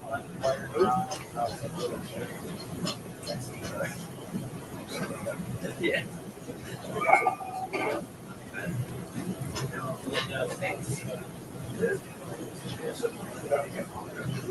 Break Omaha, pick me a kid, Rockville Pearl with the passive ability to launch Hilo ASAP. Splash to get bearing reading. got 2 minutes, 30 knots. Some water there, you can see it moving. You're making 10, so you can probably bring that 35 relatives. Sir. Standing towards the water. You got a lot of white water up there, so 6 foot swells. Again, want to make sure you notice there. This is just an object. There's no rotor wash. There is no exhaust plume. This thing is colder than the water around it. It's not making any heat. We don't have anything that can do that and not make any heat. Okay? I just want you to know that. That's just impossible. And yeah, just the flight characteristics that it just slowly descends into the water without any exhaust or anything like that. Buzz. Yeah, we have 31 knots sustained wind, topside, gust of 40. Oh, splashed. Mark bearing and range. Yep. Again. Break Omaha, pick me kid, Rockville Peralta, passive ability to launch helo. Slowly descending towards the water. Splashing and bearing and range. It's going to splash down. You got 2 minutes, 30 knots. Keep going, bro. You're making 10, so you can probably bring that 35 relatives. Sir. Yeah, I agree. You got a lot of white water up there, so 6 foot swells. Whoa, it's getting close. We don't have anything that can just hover like that or slowly descend or 31 knots sustained wind, topside, It's just not gust possible. of 40. And in the water. So yeah, we're going to flash back over here. Those videos I just showed you were the incident that just happened on the USS Omaha that this Rear Admiral, Dr. Gaudet, is going to talk about. About incidents like it, Congressman, but that specific incident involved the USS Omaha, the littoral combat ship of the U.S. Navy operating off Southern California. I apologize. It was a littoral class ship. That's what I needed to make a addendum there. Sorry, I incorrectly said at first it was a carrier. Then it incorrectly said it was an Arleigh Burke class destroyer. Nope, it is a littoral class ship. Sorry, my bad. I don't remember the exact date. It was within the last decade. And what the watchstanders on the bridge observed was a UAP, again, something that was aloft but had no observable exhaust or control surfaces. So it was something that couldn't be explained. And then they saw it enter the water from the atmosphere and going through the air-sea interface. And so thus exhibiting transmedium travel. Thank you. I yield back. Thank you. I'll now recognize Mr. Grothman for 5 minutes of questioning. Yeah, we'll start with Mr. Gaudet. During a previous UAP hearing, Navy Commander David Fravor discussed the TikTok object engaged in 2004. You familiar with the incident, the TikTok incident? Yes, sir. That's almost 20 years ago, right? Yes, sir. It's been said there are more videos, documents, and reports related to this incident. Do you believe the information regarding the TikTok incident should be available to all members of Congress? And in your expertise, what reason would the Department of Defense possibly have for not releasing information that's over 20 years old? Thank you, Congressman. I don't think there's any good reason to withhold information and important data, especially of national security concern from Congress. What would they say? I will speculate, sir, that they don't want to share that kind of information because it reveals weaknesses in our ability to monitor and protect our airspace. Okay. In your written testimony, you claim last year's UAP hearing before this oversight committee confirmed that UAP-related information is, well, it's not only being withheld, but that elements of the government are engaging in a disinformation campaign to include personal attacks designed to discredit UAP whistleblowers. Could you elaborate on that statement a little? Yes, sir. Earlier this year, I met with the DoD's All-Domain Anomaly Resolution Office, and what I thought would be a 90-minute meeting just to meet with leadership turned out to be an hours-long influence operation on me, where they attempted to convince me of the validity of the very flawed and error-ridden historical records report. In addition, they tried to have me question very valid UAP reports like the Tic Tac incident, and even coming to stating possibly that the Tic Tac was American technology. And then, of course, if you ask David Fravor or Alex Dietrich, the two witnesses, they were convinced it was otherwise. And then, and they also cast discredit on various UAP whistleblowers and witnesses to question their validity and credibility as witnesses. Okay, we'll go to Mr. Elizondo. Oh, we got that right, or not? At least Close not enough, that right. You're familiar with the recent drone incursion over Langley Air Force Base? Yes, sir. The owners of these drones remain unclear. The U.S. military has not been able to give us in Congress an answer. Given your experience with the Department of Defense and the intelligence community, how frequently are UAP sightings over military installations? And secondly, I suppose hypothetically, you could have incursions over just say regular airports. Is it obvious these incursions are more likely over military facilities than just a random airport out there? Yes, sir. There's definitely enough data to suggest that there is certainly some sort of relationship between sensitive U.S. military installations, also some of our nuclear equities, and also some of our Department of Energy sites. There is a long historical record that some of your colleagues may have, documentation that demonstrates this. This is not a new trend. This has been going on for decades, and that information has been obfuscated, unfortunately, from folks like you in this committee. And I think that's problematic because ultimately, at the end of the day, we have a significant situation here. We have something that can enter into U.S. airspace completely with no attribution. And how long has this been going on? Sir, decades. And there's information that will hopefully be entered into the Can you record. think of any possible reason why they can't release any information they have on something, say, 15 or 20 years old? Sir, if I could echo my colleague here, Admiral Gallaudet, I think one of the big issues that we have in the intelligence community, Department of Defense, is we don't want to broadcast any potential vulnerabilities or weaknesses in our national defense systems or on intelligence collection platforms. Therefore, when you have a conversation where you address a problem for which there is no solution, it makes that a very uncomfortable conversation to have. Okay, we'll switch to Mr. Schellenberger. The primary reason you're here today is because you published an article on the news publication that you own called Public, right? Alleging that a new unnamed government whistleblower has come forward asserting that a highly classified program exists dedicated to recovery and reverse engineering of UAP technologies. What can you give us what specific evidence you have or that your source provided you to substantiate the claims about the existence of the Immaculate Constellation program? Well, you have the report in front of you now, so you can see it for yourself. I checked the report and I did not find it based on existing cases. It was new cases for me. I hadn't found anybody. So that answered for me that it was not obviously circular reporting, which is one of the big concerns in the space. I also had the name of the program confirmed by more than one additional source. So yeah, and then of course I checked to make sure that the source was who they claimed to be. Okay. I should also say that when I said before it was this database, it is a much broader program than that. It also includes human intelligence, and then, as you mentioned, the retrieval and the any knowledge of what country these things originated in? No, I have no idea. Okay. Okay, I will now recognize Mr. Burchett for 5 minutes of questions. Thanks, Chair Lady. I request unanimous consent to enter into the record documents provided to us regarding legacy UAP programs and psychological operations. Lou Elizondo. So ordered. Also want to thank my buddy Jeremy Corbell for providing these documents. And I'm just going to go ahead and say I'm not a resident of Tennessee, but I love Tim Burchett. I think he's a fantastic senator, and I think he's really on the ball, as well as he's really good about getting to the bottom of a lot of this weirdness and actually reporting on a lot of it. It's actually because of Tim that we're even having this meeting at all. access to some whistleblowers.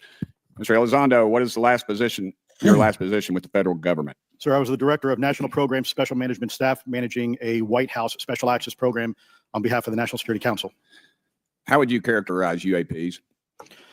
An enigma, sir, and a frustration.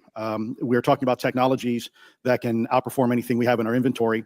And if this was an adversarial technology, this would be an intelligence failure eclipsing that of 9/11 by an order of magnitude. Are there classified Department of Defense materials related to UAPs that you believe could be safely disclosed to the public without compromising national security? Yes, sir, I do. I would never, ever try to endorse providing some sort of information that could compromise what we call a blue force technology or capability. But I do believe there's a lot of information regarding this topic, and I've been very vocal about it, that should be shared not only with the public, but most importantly, with members of Congress. Are you familiar with my friend David Grush? Absolutely, sir. I had the privilege and honor of working with him myself several years ago at U.S. Space Force. Last year, as you know, he testified that the U.S. has run a multi-decade UAP crash retrieval and reverse engineering program. Would you agree with that? Yes, sir. Are there UAP programs operating without proper congressional oversight? 100%. What are they? Unfortunately, sir, I would have to have that conversation in a closed session. I know you said. Boom, right there. Again, we are involved in crash retrieval. We are involved in reverse engineering, but we can't actually mention who is involved because that's where the NDAs lie. Said that. A lot of people are frustrated with those kind of answers. We're asking those kind of questions so you all know what the heck we're up against. You also mentioned in your opening statement that the Pentagon's Public Affairs Office employs a psychological operations officer as a singular point of contact for UAP-related inquiries. Why the heck would they do that? Sure, that's a great question. I would ask the Pentagon. There's a long history here of that individual providing misleading and false information to the public through various news outlets and media outlets in order to discredit this topic. I've personally been victim to it. We have the documentation to substantiate where this information has been absolutely inaccurate, that has been provided time and time again. And it turns out that that individual was also working with former leadership of Arrow at the time as well. And we punish them by giving them multi-million dollars more than they ask for every year. Admiral Gallaudet, you mentioned in your opening statement on an email you received from the operations officer of the Fleet Forces Command regarding unknown objects almost colliding with U.S. military planes. Did anyone respond with knowledge of what the objects were? I received no response, sir. Did the exercise get canceled? The exercise did not get canceled. Why do you think the commander of Fleet Forces operations officer never discussed the incident again? Sir, I'm speculating because I didn't have an exchange with him, but I believed it to be part of a special access program, the information and the video, which we have know now it was. And he realized he couldn't share that openly with the recipients of the email, and therefore the email was pulled from everybody's account. Again, tell us what happened to the email from the commander of Fleet Forces. The day after I received it, and all the other recipients received it, which were all the subordinate commanders of U.S. Fleet Forces, so 1- and 2-star admirals, including strike group commanders, the email was wiped or deleted from our accounts, and then no one talked about it. All right. Have you specifically had any experience with submersible objects? Sir, I've no personal experience, but I've had witnesses on submarines come to me and say they've seen on sonar data. Correct. Okay. How would you characterize those, and how do they move? The one instance that was revealed to me was in the 80s on a nuclear-powered submarine and ballistic missile. We need to go ahead and just pause here. I need you guys to listen to this because he's talking about an incident that happened in the 1980s on a nuclear ballistic missile submarine for the United States about an underwater, unidentified submerged object, or USO. Yeah. There's UFOs and USOs. Yeah. We have a number of these things that are just appearing on radar and sonar, not just, radar over the water and in the air, but also on sonar underwater. And it's terrifying. Sir, I've no personal experience, but I've had witnesses on submarines come to me and say they've seen on sonar data. Correct. Okay. How would you characterize those, and how do they move? The one instance that was revealed to me was in the 80s on a nuclear-powered submarine, a ballistic missile submarine, that the object exhibited the characteristics of a Russian torpedo in terms of its speed of movement and closing rate with the submarine, and then it slowed and followed the submarine slowly in its wake for a period of minutes, and then rapidly exited the scene. And nothing that we know of and technology-wise could replicate that. And the speed of these objects was faster than anything that we have or anybody else has that would be manned. Is that correct? It was on the order Underwater. of a torpedo. So Yes, sir. Yes, sir. But as it exited, Well, I don't exactly know how fast a torpedo is, but I expect it does better than my old outboard Scott Atwater. So I'll take that as a yes. Yes, okay. Have you experienced any experience with the All Domain Anomaly Resolution Office, Arrow? Yes, Congressman, as I mentioned previously, I have met with them. Okay. You heard Mr. Elizondo describe psychological operations for those contacting the Department of Defense about UAPs. You mentioned a similar influence operation by Arrow. Why are federal agencies invested in running information operations about UAPs if they do not exist? Yes, sir. But I'll make a statement on Arrow's behalf. They have new leadership. The office has reached out to me to meet again, and I take that as a good faith effort, and we'll see where that goes. Thank you, Chair Lady. I've run over. Thank you. Thank you, Mr. Tennessee. I would now like to recognize Mr. Higgins. You're the king of Tennessee. Mr. Higgins, you're recognized for 5 minutes of questions. Thank you, Madam Chair. Mr. Elizondo, Mr. Schellenberger notes in the report that we've been given for this hearing.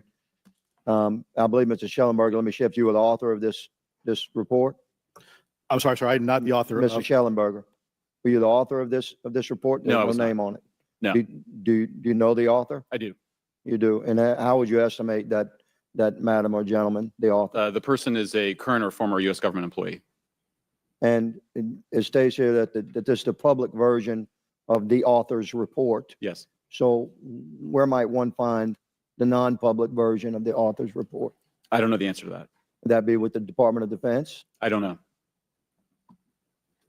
But you do know the author. I do. Do you know what the author's sources were? The author's sources are described in the report. These databases, the Immaculate Constellation. Right, but you expressed some confidence in the sources I would. earlier in I do. testimony. You expressed confidence. So do you know those sources? I do. Are they within the Department of Defense? I can't say. You can't say or you won't say? I won't say. Okay, why not? Because I protect my sources, and I think the But reason. you're not naming them. It's a big department. But many of us on my side of the aisle would say it's far too big. So you're talking about the Department of Defense, sources from within the Department of Defense? I'm not willing to reduce the potential universe of where my sources might be. Okay, moving on. In this report, Mr. Elizondo, for reference, several types of allegedly alien craft or possibly alien craft or unknown aerial phenomena, what we used to call UFOs, are described. Spheres and orbs, discs and saucers, oval or tic-tac, triangular shape, boomerang and arrowhead, and irregular or organic. Mr. Elizondo, does that summarize to you the types of craft that we're discussing today? Sir, that is a general morphology, historically speaking, of Okay, UAP. so those descriptions are very different craft.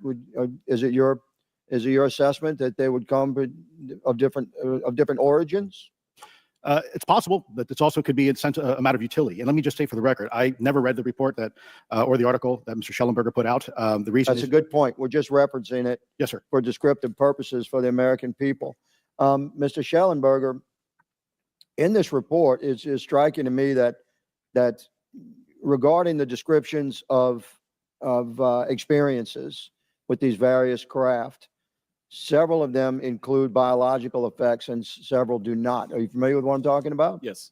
Okay, so spheres and orbs, triangular craft, and irregular or organic craft include some descriptions of biological effects, including feelings of unease, electronic device malfunctions, long-term psychological effects such as anxiety or insomnia have been noted, feeling of being watched, a shared awareness with the triangle craft, and under the irregular and organic craft, biological effects include physical sensations of warmth or cold and unexplained smells and psychological distress.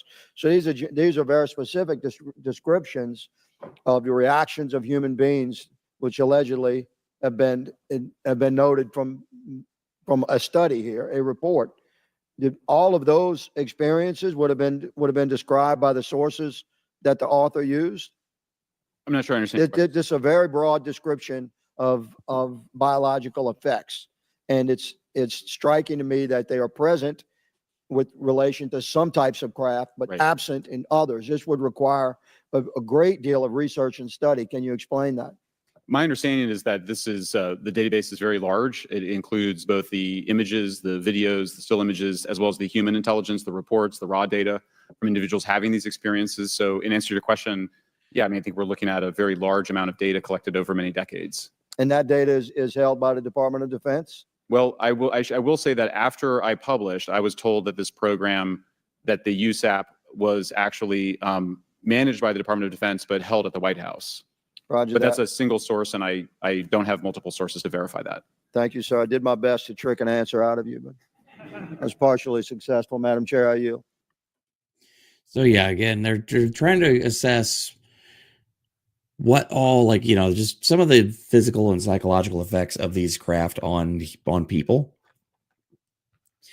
And it appears, especially from some of the things we've heard from David Grush's testimony in the last one, that there is a lot of weird effects on the human body and the human psyche that being in proximity to these things has. It's interesting.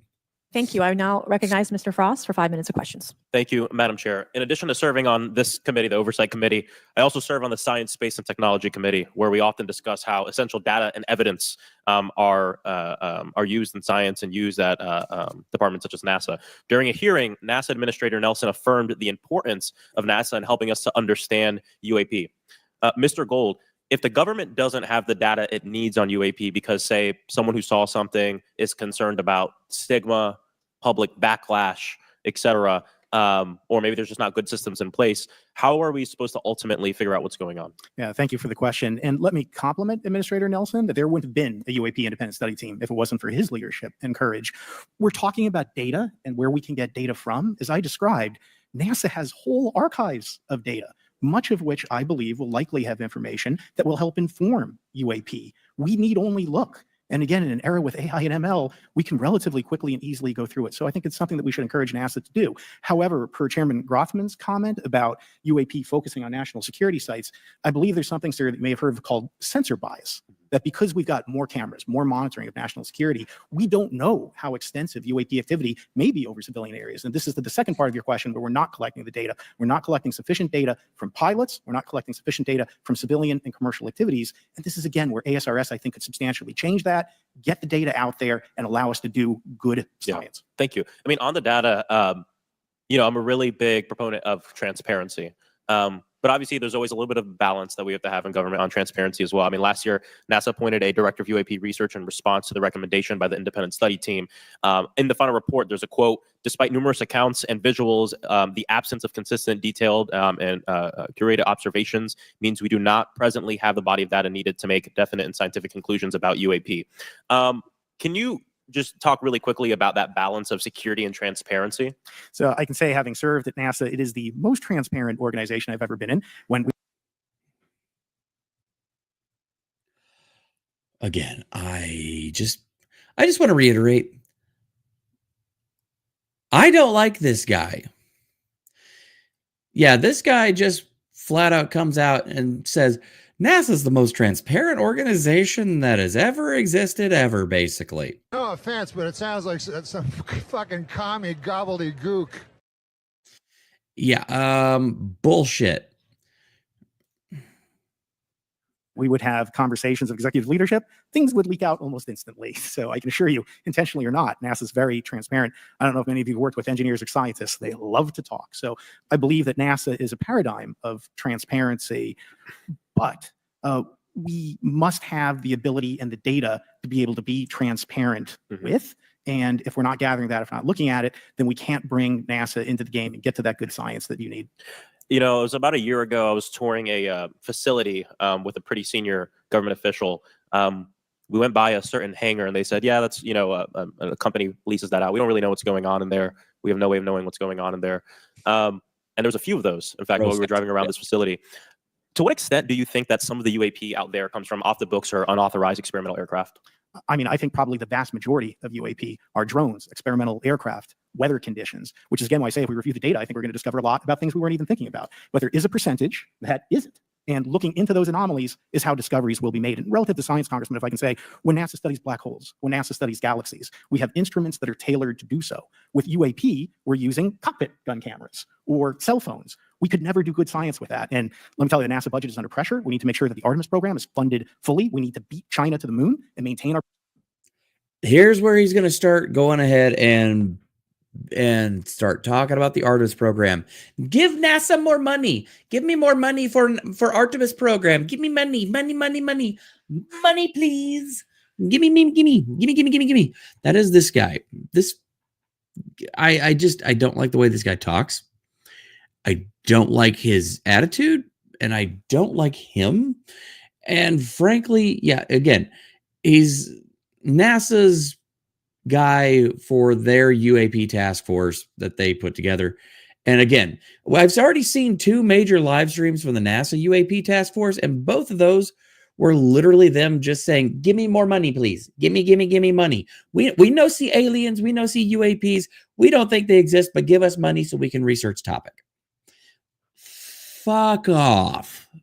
Our presence in low Earth orbit, so NASA would need more money to do this, but I think tailored instruments that would look at UAP in the same way that we have tailored instruments to look at astronomical data is important to gathering valuable and uniform information. If we were studying black holes by using fighter cockpit cameras, we probably wouldn't know that much about black holes. 100%. Well, I think it's important that federal leaders take the necessary steps to ensure that UAP does not pose threats to the American public as well, and that we have the necessary budgets to collect this data so we can actually see what's going on. And I'm fully supportive of funding the Artemis mission. I think it's very important. Also, a personal note, the pilot is a frat brother of mine. He is a member of the Phi Beta Sigma Fraternity Incorporated, and so I would love this. Fucking frat bros. God damn it. I am so...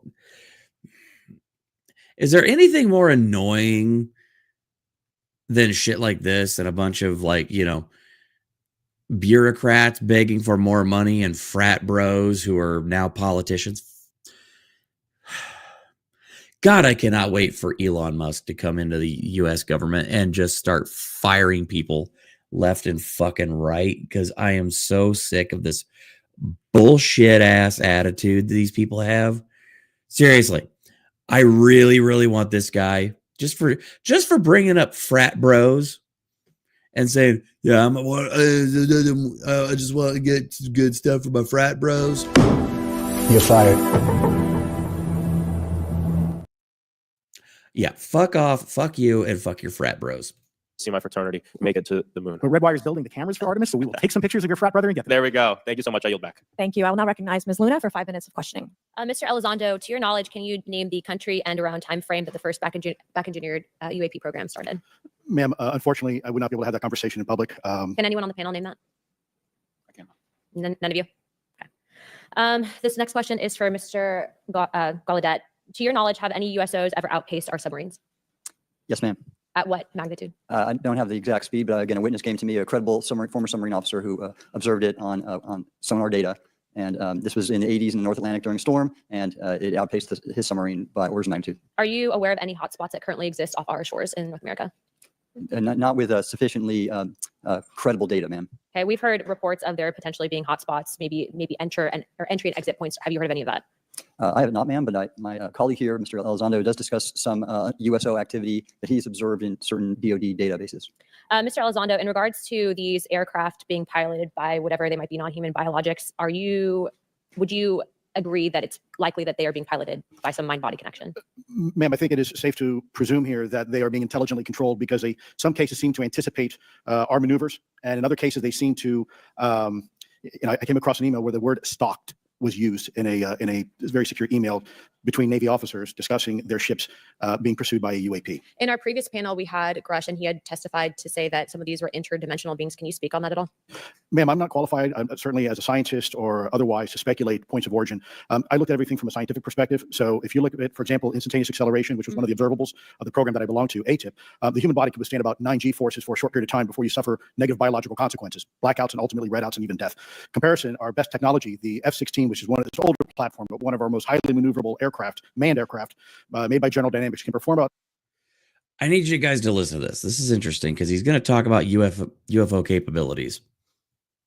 I just need to make sure we watch this in its entirety. I'm backing this up so we can parse this out. Say that some of these were interdimensional beings. Can you speak on that at all? Ma'am, I'm not qualified, certainly as a scientist or otherwise, to speculate. And I do also need to mention, and I apologize there, when she mentioned interdimensional beings, yeah, that was brought up in the last UFO UAP subcommittee hearing.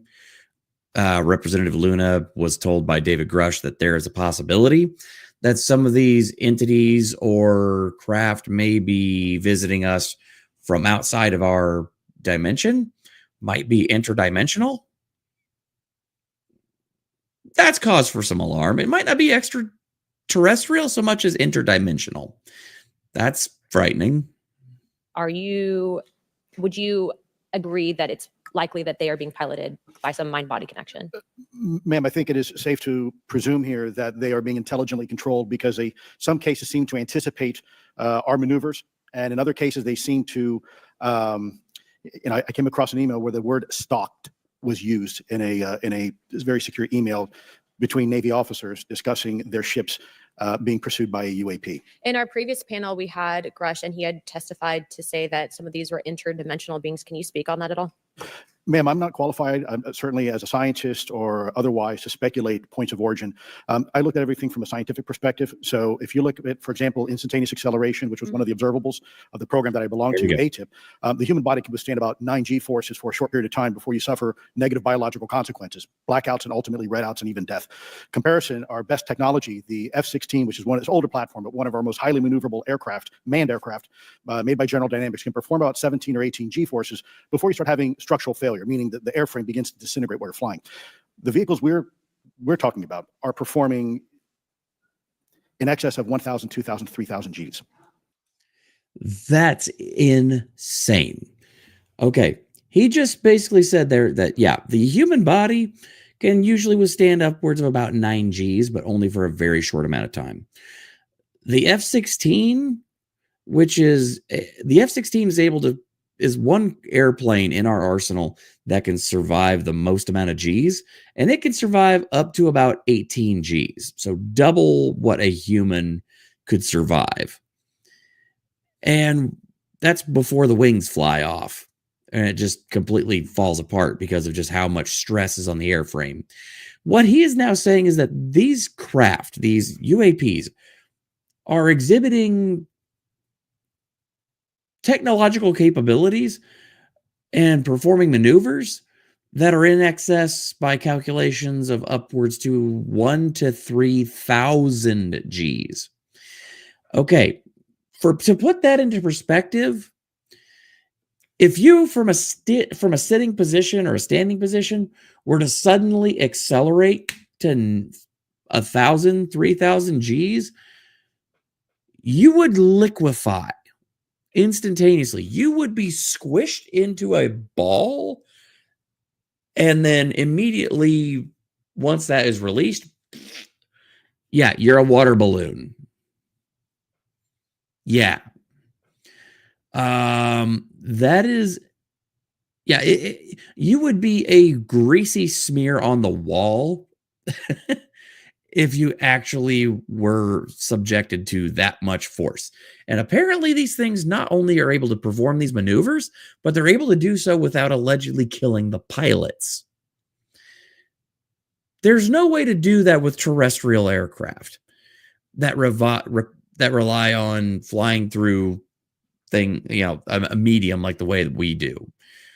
The only way you can get around that is to literally give physics the finger and ignore physics, which the only way to do that would be to have a craft that is propelled by gravity, because it would then create an envelope of gravity around the craft.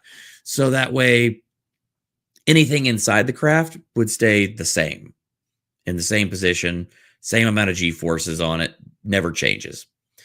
Outside the ship, though, it's not moving the ship, or the propulsion system is not moving the ship. The propulsion system is moving space around the ship. It's crazy. So I guess, would it be safe to infer that they're living craft? I'm not prepared at this point to state for the record, is something alive or not, because even that definition is hard. There was a time in science we thought that life required oxygen, and we now know that's not true. There are anaerobic bacteria that thrive in oxygen environments that lack oxygen. And also the same with photosynthesis. When I was in college, I was told everything is derived from photosynthesis as a form of energy. In reality, that's not true. There are things that live off of chemosynthesis. So we're constantly having to reevaluate our understanding of what the definition of life is. Mm-hmm. Do any of you ever come across reports from people that claim to have firsthand experiences with these entities, whatever they might be, or these aircraft, and then as a result, whether or not they're religious, find that these things will automatically disappear? Anyone, and this is open to any of you on the panel. So just real quick, because I'm running out of time. Lou? Ma'am, I've always been a nuts and bolts kind of guy. When I was at ATIP, I was focusing more on the performance characteristics and less on the potential occupants. Okay, the reason I ask is because it seems like, just based on our conversations, that we've had people that say that there are good and bad of whatever these things are.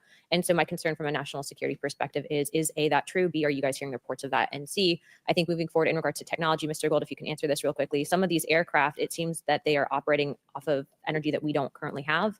But just yes or no, in your opinion, if we were able to obtain that, would that impact humanity for the better or negative?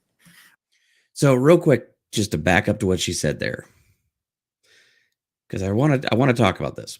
When I was at ATIP, I was focusing more on the performance characteristics and less on the potential occupants. Okay, the reason I ask is because it seems like, just based on our conversations, that we've had people that say that there are good and bad of whatever these things are. And so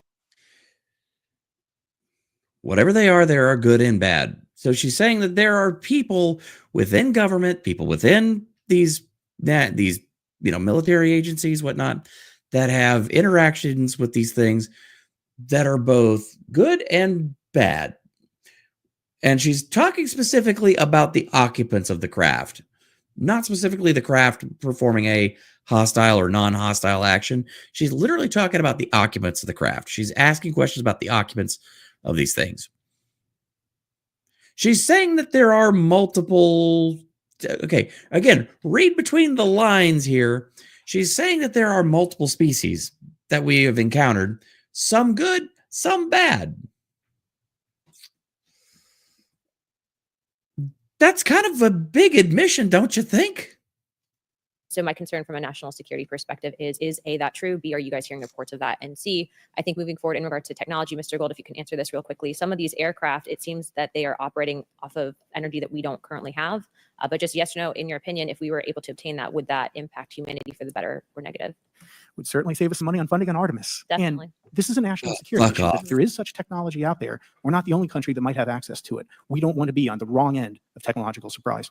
Okay. Okay, so credit where it's due. Yeah, I mean, essentially what he's saying there is, yeah, he is straight up saying that there's got to be some other type of energy that these things are using that we don't have.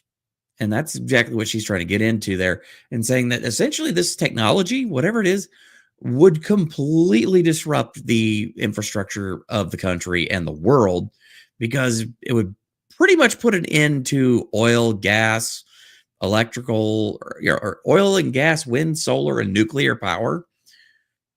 Every form of energy and electricity production that we know of would be obsolete in a millisecond if we knew how to make this technology work. And by the way, we do. We've known about it for years, decades, possibly even close to a century. We've known about this technology, and we've had it in our grasp, and it's been suppressed. Look for that on a future episode of The Edge of Reality. Thank you guys for your time. All right, thank you. I will now recognize Mr. Garcia for 5 minutes. Thank you. And I apologize for stepping out. My governor is here upstairs, so I'm trying to get in between meetings, so I apologize for that. I want to start by just asking everyone on the panel or witnesses, and I had a chance to read all the testimony before, but just to set the agenda, just if we can go down real briefly, do you believe, just for the record, that the federal government, any part of the federal government, is knowingly concealing evidence about UAPs from the public? Yes, sir. 100%. Yes. Yes, thank you. I also want to just go down the line. I know many of you have already said this, but just for the record again, just briefly, what do you believe UAPs could be or are? Strong evidence that they are non-human, higher intelligence. I echo my colleague's comment, sir. Genuinely do not know. Don't know, but we must find out. Okay, thank you. Okay, so yeah, you have two people there that say that it's very clearly seems to be some sort of non-human intelligence. One and two others there that say they don't know what it is, and very clearly are like, hey, yeah, we need to find out.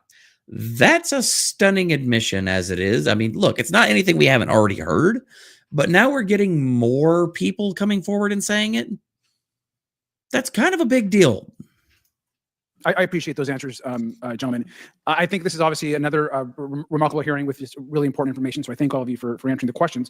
Admiral, I just want to go back to one thing. Now, last year, our subcommittee heard from two retired Navy pilots, Lieutenant Ryan Graves and Commander David Fravor, regarding UAPs. Actually, I think Ryan is here in the audience and been a great person to get to know and to have conversations with. He, of course, has been involved in the Safe Airspace for Americans Act, with Chairman Graves, with Chairwoman Mace for UAP reporting by civilian aviation personnel. Can you discuss briefly why it's important for civilian pilots to be able to report UAPs and why these legal protections are critical for national security? Yes, Congressman, thank you. And I did invite Ryan Graves as my guest, as I'm on his advisory board for the Americans for Safe Aerospace, and legislation that you supported and introduced, I fully support as well. And I think it's important that more civilian pilots, commercial pilots, report so we can better understand and learn and do research on UAP, as well as remove the stigma, so more citizens report on what they observe.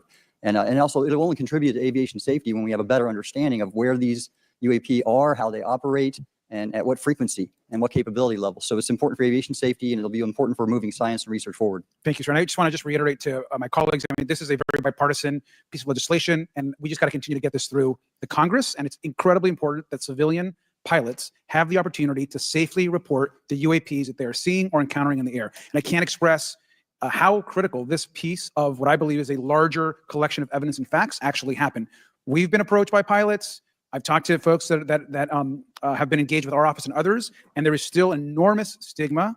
And essentially, we don't have a system where folks are feeling free to be able to report what they're seeing. And so I just want to reiterate that advocacy. Mr. Gold, in your testimony, you discussed NASA's aviation safety reporting system, a confidential, non-punitive reporting mechanism.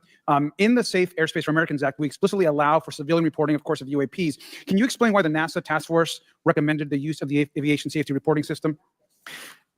The aviation safety reporting system is an existing system that is trusted, that has taken hundreds of thousands, now millions of cases.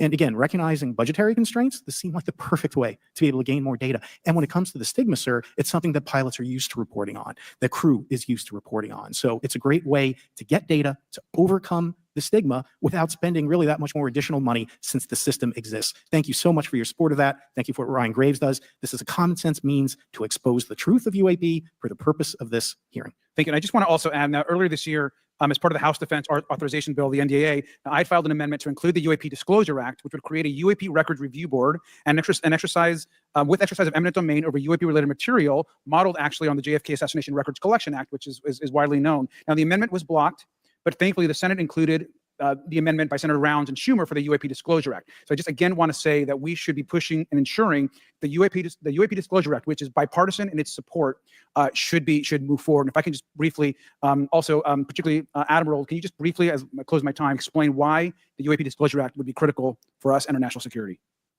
Thank you, Congressman. Yes, I believe the UAP Disclosure Act is important for national security, as well as advancing potential socioeconomic benefits resulting from UAP research, as well as public safety, as we referred to previously regarding aviation. And this act will allow for greater transparency and open research, and that's why I'm also a member of the UAP Disclosure Fund as an advisor, as in the Sol Foundation, as an advisor, senior strategic advisor, which is advocating for the same. Thank you very much. I yield back. All right, thank you. I'd like to recognize Mr. Biggs for 5 minutes of questioning. Thank you, Madam Chair. Thank you for holding this committee. Thank you to the witnesses. Admiral, the video that is called the Go Fast video, the email that you've talked about being deleted, I just want to briefly cover this. You said that the email, the author was asking whether any of the recipients were aware of the classified technology demonstrations that could explain the objects that were observed. And then you said the email disappears. Then you guys have a series of meetings. The commander of fleet forces and his operations officer never discussed the incident again. Is that right? Is that accurate? That's accurate, sir. And even during weekly meetings, it was never discussed again. My question for you is, you were in those meetings. Did you personally hear that nothing was going on about that? Yes, sir. I was in those meetings, and did you make inquiries about that? No, I did not, sir, because I inferred, since I had been read into other special access programs, that this UAP video was part of one that I was not read into, or any of the recipients, or the author of the email, and that an intelligence agency basically pulled it back and instructed the author of the email, hey, this is, you just conducted what they call spillage into a lower classification level. And when that's done, the procedures are basically to remove any of the communication. You're going to silo it. So, and you, Mr. Elizondo, you said in your report and your testimony today, government work on the UAP subject still remains classified. Excessive secrecies led to grave misdeeds against loyal civil servants, military personnel, and the public, all to hide the fact that we are not alone in the cosmos. Fair? Yes, sir. All right. And that's a pretty shocking admission right there. What he's just admitted. These led to grave misdeeds against loyal civil servants, military personnel, and the public, all to hide the fact that we are not alone in the cosmos. Fair? Yes, sir. All right. And all of you, and Mr. Schellenberger, by the way, I've read several of your books, Mr. Schellenberger. Excellent stuff. What I would say, too, is you were asked about the veracity of the author of this report. You comfortable with veracity? Yes. Okay. And then, and I'll get to you in a second, Mr. Gold. We'll talk about Kuhnian and Lakatoshian scientific advancement and how we're obviating that through these processes. But we'll get to that in a sec. Because what I want to really get to is the ultimate question it really becomes this. For what purpose is the federal government overclassifying, because that's what they're doing, they're overclassifying, and forbidding the public for getting access to this? And if you know, if you have an explanation, I'm curious, because I know what I've been told. I just want to know from your perspective, why do they overclassify? Mr. Elizondo, you look like you're finger on the button, ready to go. Yes, sir. Forgive me. I think there's several reasons. I think at the time when this reality became evident to the U.S. government, we were in the middle of the Cold War with then Soviet Union, and we did not want to tip our hands to what our knowledge base was on this topic. We did not want to broadcast that to the Cold War's long over. It is, sir. It is, sir. There's also then the philosophical argument that the Department of Defense and the intelligence community is solution oriented, and when you don't have answers, it's a really tough spot to be in. It's easier to be quiet, suppressed than if you don't have the answer. Indeed, sir. In fact, there's a very real example when we built a U-2 spy plane and flew it over then Russia, and we're taking reconnaissance. And when we first started flying the aircraft, it flew so high and so fast we thought they weren't tracking us. In reality, they were tracking every flight. It wasn't until the Russians could develop the SA-2 surface-to-air missile and successfully shoot it down. I would suggest to you also, along with Lakatos and Kuhn, you also have a problem with Kenneth Arrow's path dependence or increasing returns. That's one reason why they won't disclose it. It's too painful to admit. But I just want to read a couple things from Mr. Schellenberger's what he gave to us today, because I think this is interesting stuff, and I just want to convey this to you. On USG networks, there exists infrared footage of and imagery of a grouping of vessels engaged in SIGINT and mass collection at night in a specific area of the Pacific Ocean. This footage, which was in close proximity to the vessels, a large equilateral triangle UAP suddenly appears directly over the ships. These three bright points are seen at each bottom corner of the UAP, which is observed to slowly rotate on its horizontal axis. And he goes on to describe that. And I just want to read one more, and I'm doing this because I think it's interesting. This stuff is interesting as anything. So let's get this one here, right here. While performing a routine airspace surveillance and control mission in the Eastern Air Defense Sector, an F-22 fighter observed multiple UAP contacts at mission altitude. Moving to intercept, the F-22 pilot noted multiple metallic orbs slightly smaller than a sedan hovering in place. Upon vectoring towards the UAPs, a smaller formation of the metallic orbs accelerated at rapid speed towards the F-22, which was unable to establish radar locks on the presumed hostile UAPs. The F-22 broke trajectory and attempted to evade, but was intercepted and boxed in by approximately 3 to 6 UAPs. And then I'll leave that there, but because I just have no more time left. Okay. I need to back up there. So what he's saying is that during a flight, an F-22, the F-22 Raptor is the most advanced fighter jet in the United States arsenal. Located a UAP, tried to close in on it, and had a near miss. And then suddenly the thing accelerated at the plane, and then multiple of these spherical objects boxed in other words, surrounded the F-22, and it couldn't obtain a radar lock on them. Yeah, that's kind of an issue. Our most advanced fighter jet is unable to do shit against these things. Oh, and that by the way, yeah, they want you to believe that our F-22 shot down some of these in 2023. Just gonna say. Well, she's not looking. So let's just get into let's get into part of this. I thought I would be saved by the bell. No. Let's talk about Kuhnian, Lakatoshian type of scientific development. And the problem that we have here is you have institutional blockage of what would be normal development of scientific ideas. And if you want to expand that, Mr. Gold. We're over time, so be very fast, please. I'll just say I'm a recovering attorney, so please take it easy on the science. But all breakthroughs have been heretical at first, and that's the challenge that we face, particularly with something as extraordinary as this, which is why gathering the data is so important. And I'll just end by saying, by the way, the overclassification of material is in no way limited to UAP. That is occurring throughout the government, as well as the inability to get people classifications in a timely and efficient manner, and then to have those classifications be broad enough to be useful. So this is a larger issue that I hope the Congress will look. Thank you. Thank you, Mr. Biggs. I've been generous. All right, Mr. Burleson, I'll recognize you for 5 minutes of questions, please. Thank you, Madam Chair. Mr. Elizondo, does any branch of the United States government or defense contractors possess technology? Sir, there's documentation that I believe was submitted for the record that was approved for release by the U.S. Pentagon, by the Department of Defense Office of Pre-Publication Security Review, and it states one of the reasons why my predecessor program, OSAP, was trying to collect material of unknown origin.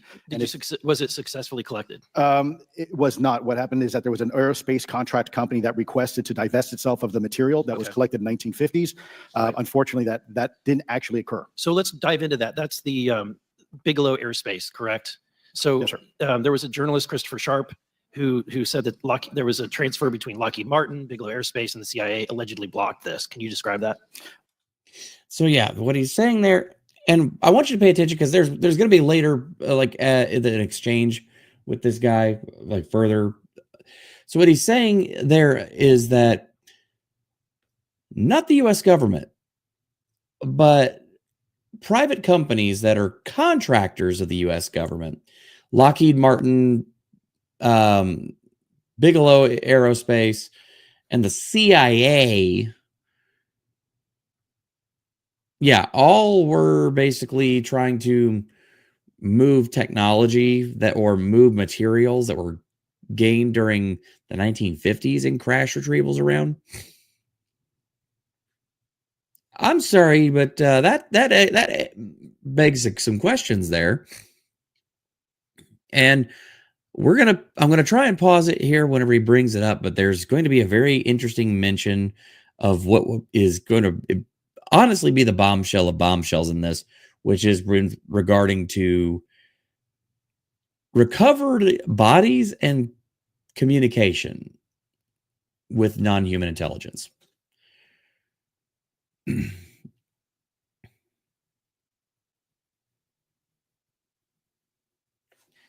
Oh, come on. What I can say is that it was blocked. Why it was blocked, I can only surmise. I was part of some conversations later on with some of those contract personnel where they had told all of us that is accurate.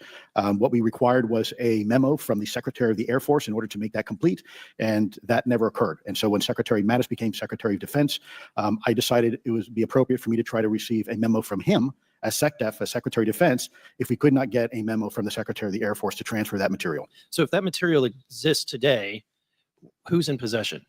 Sir, I wouldn't be able to have that conversation in an open hearing. We probably have to have that. Okay, my question to you then is, if we were in a secure setting, if we were in a SCIF, would you be able to provide or get access to something, whether it's visuals or material that we could put our hands on, or biologics that would convince me, that would show me that we have non-human origins? Sir, that decision would not be mine. That would be to the gatekeeper still in the U.S. government. And who would we, so if you were in our shoes, where would you go from here? How would you get that information? A lot of times we just don't know who to ask because we don't know where to go next. So if you were in our shoes, where would you go? Well, I prefer to answer that question in a closed session. However, we established Aero for that very purpose. And unfortunately, under its previous leadership, it failed.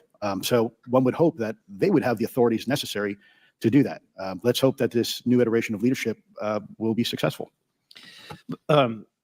In the discussions, it's simply about material, or is there discussion about biologics? It was previously testified that there was biologics that were collected. Are you aware of any of that? I am, sir, aware of the reporting that biologics have been recovered.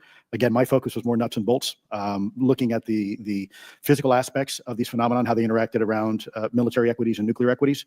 So I'm certainly not a medical expert. I would not be able to probably provide you a whole lot of value in that simply because I don't have the expertise. So yeah, they just said we have. I mean, the same thing that Grush had kind of brought up last time, but now it's further proof. The United States government has recovered biological entities, has recovered biological material from non-human intelligences, exobiospheric entities, non-terrestrial intelligence. So yeah, we've got alien bodies stuffed somewhere. Was anything described as that we have possession of bodies? Yes. We have is it multiple types of creatures, or? Sir, I couldn't answer that. I can tell you anecdotally that it was discussed quite a bit when I was at the Pentagon. The problem is the supposed collection of these biological samples occurred before my time, in fact, before I was even born. And was this part of the Lockheed Martin discussion, or was this the biologics is a completely separate? Separate yet related. Okay. Has anyone made contact? Sir, I'm sorry, could you specify? Has there been any, to your knowledge, any communication with a non-human life form? So the term communication is a bit of a trick word because there's verbal communication like we're having now. The problem is you also have nonverbal communication. And so I would say definitively yes, but from a nonverbal meaning, when a Russian reconnaissance aircraft comes into U.S. airspace, we scramble two F-22s, and we are certainly communicating intent and capability. I think the same goes with this. We have these things that are being observed over controlled U.S. airspace, and they're not really doing a good job hiding themselves. They're making it pretty obvious they have the ability to even interfere with our nuclear equities and our nuclear readiness. Okay. I know he tried to parse that out and try to cover his ass a little bit, but I want you to pay very close attention to what he just said. The United States government has been in contact with, let me rephrase that, not contact, has been in communication with non-terrestrial, non-human intelligence. We've been fucking talking to aliens, y'all.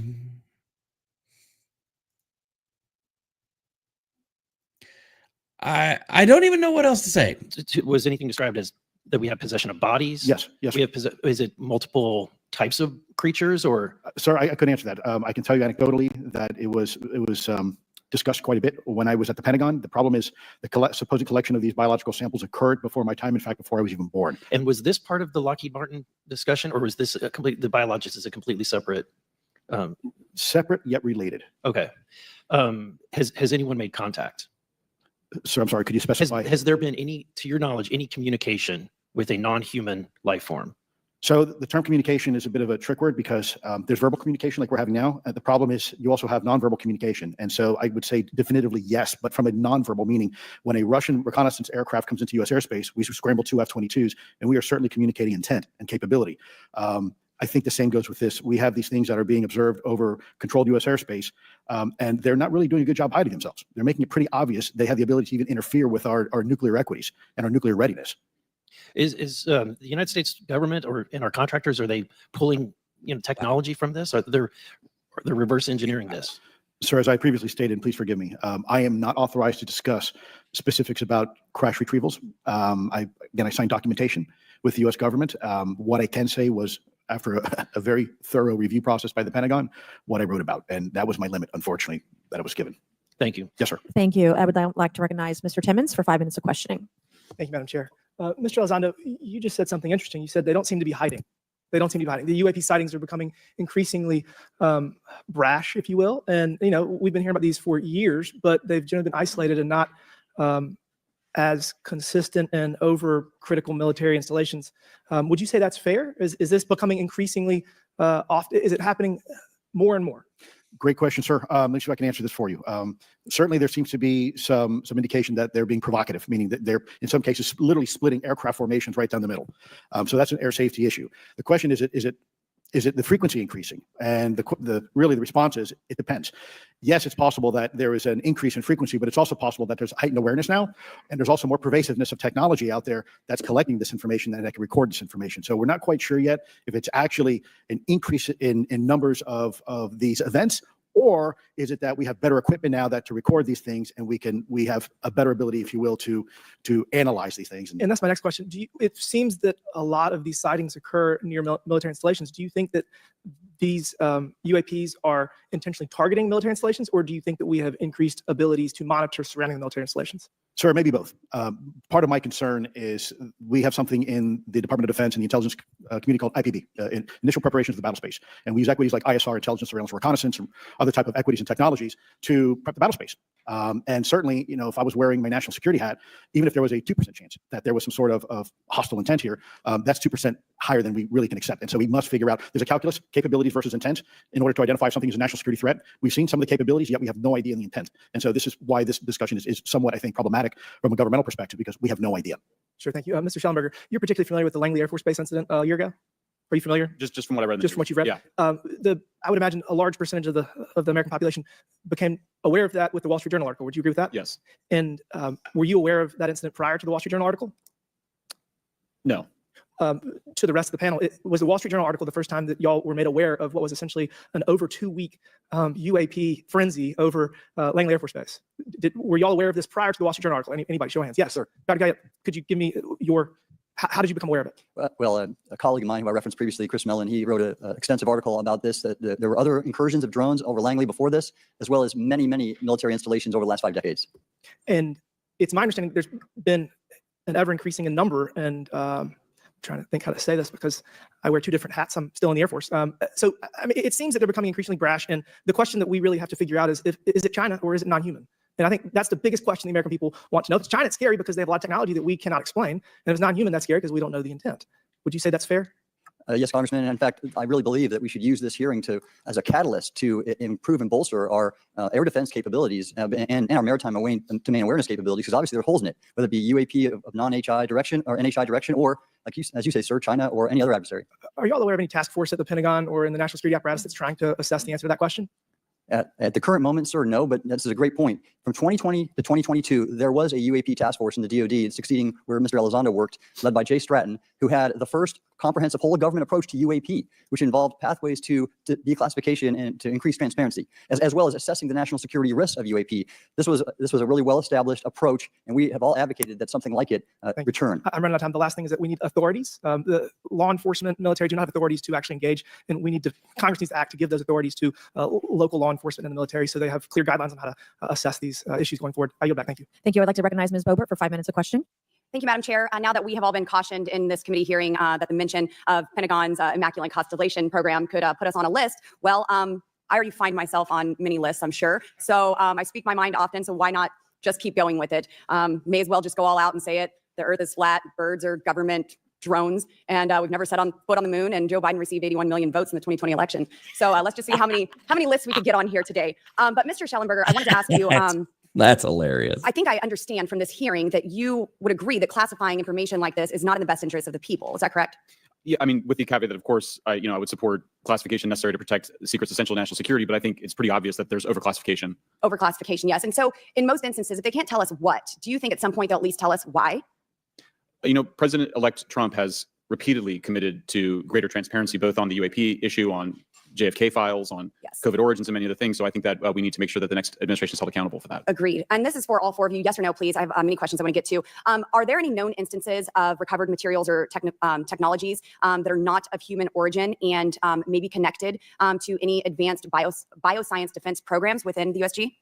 I don't know. I wouldn't be able to answer that, ma'am. I don't know. I don't know. Okay, so there are rumors that have come up to the Hill of a secretive project within the Department of Defense involving the manipulation of human genetics with what is described as non-human genetic material, potentially for the enhancement of human capabilities, hybrids. Are any of you familiar with that? Yes or no? No, ma'am. I am not, ma'am. I'm not. No, ma'am.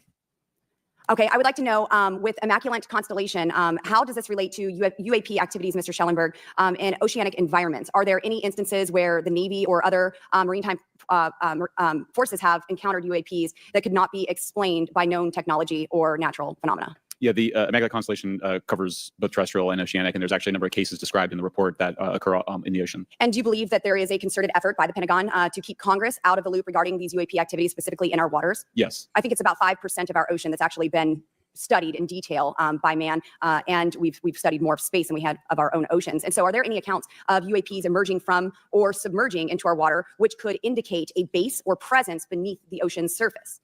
I don't know about a base, but as I mentioned, I had a different source entirely described this pretty extraordinary footage that exists of orbs, of an orb coming out of the ocean and being met by another orb. Some would say that there's multiple hotspots where we see frequent activity. So in your investigations, have you come across any data or visual evidence like sonar readings or underwater footage of these UAPs? I have not beyond what's in the report. You've written about UAPs not only in the air, but in underwater. Are there any specifics on what you've learned about the UAP activity in our oceans? Particularly, have you spoken with sources who have provided any evidence or eyewitness accounts of these UAPs interacting with our naval forces or being detected by our underwater surveillance systems? Nothing beyond what's in the report and then the specific case that I mentioned with the orb. And so this report says it all. There's no other information that we are aware of regarding the activity within our waters. I have other sources that have told me that have shared a significant amount of information, but they're not comfortable with me sharing it at this point. Okay. Are there any technological capabilities observed in these oceanic UAPs that seem to defy our current understanding of physics or our engineering capabilities? It seems like they all do. Yes, I would agree with that. And my time is up, but I do appreciate your bravery, your courage for coming here and speaking today. And it seems like there's still some questions that we need answers to, and we will not relent until we get those to the American people. Thank you all. Thank you. I move to allow myself and the ranking member 5 additional minutes for questions without objection, so ordered. Mr. Elizondo, were you read into the Immaculate Constellation? program? I would not be authorized to confirm nor deny the existence of any ongoing or past program, especially as it relates to a special access program, either by name or trigraph. Okay. And then does the U.S. government or private contractors, do they work with other foreign countries, China, for example, to exchange data, quote from a source, that intelligence data about UAP? Let me see if I can answer that a little bit more generally, ma'am. If I may. We do have foreign material exploitation programs. That is something that is widely known, and that term itself is unclassified. How exactly that works becomes a bit sensitive. The discussion we can certainly have in a closed session if you like. We do work with international partners and allies quite often, not just in military exercises and workups, but in other intelligence efforts as well. In terms of material that's given to private contractors, is certain material given to certain contractors because of their experience? So, for example, if it's related to submerged and undersea propulsion, would it go to a general contractor like General Dynamics? Yes, ma'am. Absolutely correct. Different contractors have different levels of expertise. What's Lockheed's expertise? Aerospace, ma'am. In the UAP space, that's all that they wouldn't do submerged. No, I didn't say that, ma'am. Okay. Lockheed Martin and others do quite a bit of work, both in our atmosphere, in space, and even underwater. There are certain efforts to. It's a tough question. You guys put me on the spot here. I'm looking for the answer. Yes, ma'am. No, they are involved in a lot. I would rather let Lockheed Martin explain the different domains that they are involved with. Probably not authorized to discuss that, but they are involved in a lot of different areas and domains. Admiral, flight safety risks for our pilots, based on what you've experienced and seen in your career. They're extensive. And the one exercise I referred to where I received the email that was then deleted was the pilots. And this is worth bringing out. There are debunkers out there who have said the Go Fast video was just a balloon. That was only one video that was released. There were dozens of these encounters that pilots and friends of Ryan Graves, who's in this room right here, witnessed and caused significant safety concerns. And to almost call out an exercise and shut it down, which is very compressed, and the carrier's getting ready for deployment, the pilots have to get certified to land on a carrier, it's extreme, to say the least. All right, I have two last questions. Real quickly, Mr. Schellenberger, how do we get more whistleblowers to come forward? Well, this hearing is very important. And obviously, I can't encourage whistleblowers to obtain information, but I can guarantee that I will protect them and go to prison to protect their identities if they come to me. Yes, sir. Okay, my last question. The first hearing we had on this, I never been briefed on UAPs or what they were, biologics, non-human, et cetera. How would you define, each of you, my last question, how would you define non-human biologics, non-human intelligence? What are we actually talking about? Admiral, and we'll go down the line. I don't think it's a stretch when you look at the diversity of life on this planet and the size of this universe to think that there will be more diverse, higher order, non-human intelligences throughout the universe. And that's probably what's visiting us. I would take the scientific approach. The definition would be the ability to react to a stimulus in a manner that requires an intellectual thought process. I just don't know. I think we must be modest in our assumptions that we're looking for intelligence. That could be biological. It might not. Non-biological, but what non-biological intelligence, what does that mean though? Artificial intelligence, ML, machines. We assume that all intelligence would be like us. And every time we look out in the universe, we are humbled relative to what we don't know in terms of the forms of intelligence and what it may take. I can assure you, I probably can't answer your question, but I think the ultimate answer is going to surprise us all. And then Mr. Garcia, you had a few closing remarks. And I know we're about to hit votes here, so I'll be brief. Just I want to thank you all for being here. I want to thank Chairwoman Mace especially for holding this important bipartisan hearing. And I want to thank all the committee members that are interested in this topic. I think our commitment to all of you and all the folks who have contacted us, and certainly to the advocates and the pilots, is that we need to continue investigating UAPs. I think the country the country's owed explanations and ensured the safety of national security is always protected. This is a conversation and questioning that must continue. So I'm very grateful to all of you. And I also just want to add, just personally, I think it's really important for me. Two things guide my questioning and my observations on UAPs. One is we should always be guided by facts, science, and data. And stay serious on those issues. And the second thing is I think that we should not limit our imagination and our thoughts and our curiosity on what UAPs could actually be. And I think those two things for me are really important, and I'm grateful for all of you to be here. So with that, I yield back. Okay, and we have Mr. Ogles, who is on the way. He's going to be here any second. Is that correct? We'll check, and he'll be the last member with questions that we have today, and then we have votes. So we want to thank you all for being here. I want to thank Mr. Garcia and folks on both sides of the aisle for being here today and being patient. We have a lot more questions, and I hope that this will open the door to more hearings in the future. I obviously would like to know how much taxpayers are spending on this. You have the right to know, but also if we're spending money on something that doesn't exist, why are we spending the money? And if it does exist, why are we hiding it from the public? And of course, our national security is a huge issue, because if there's technology that could harm us or allies that are in the hands of our adversaries, we obviously want to stay ahead of that to the best of our ability to ensure that that technology is not in the hands of someone who could use it against us or our allies anywhere in the world. So, Mr. Ogles, you're just in time, babe. I will recognize you for 5 minutes of questioning before we head on out today.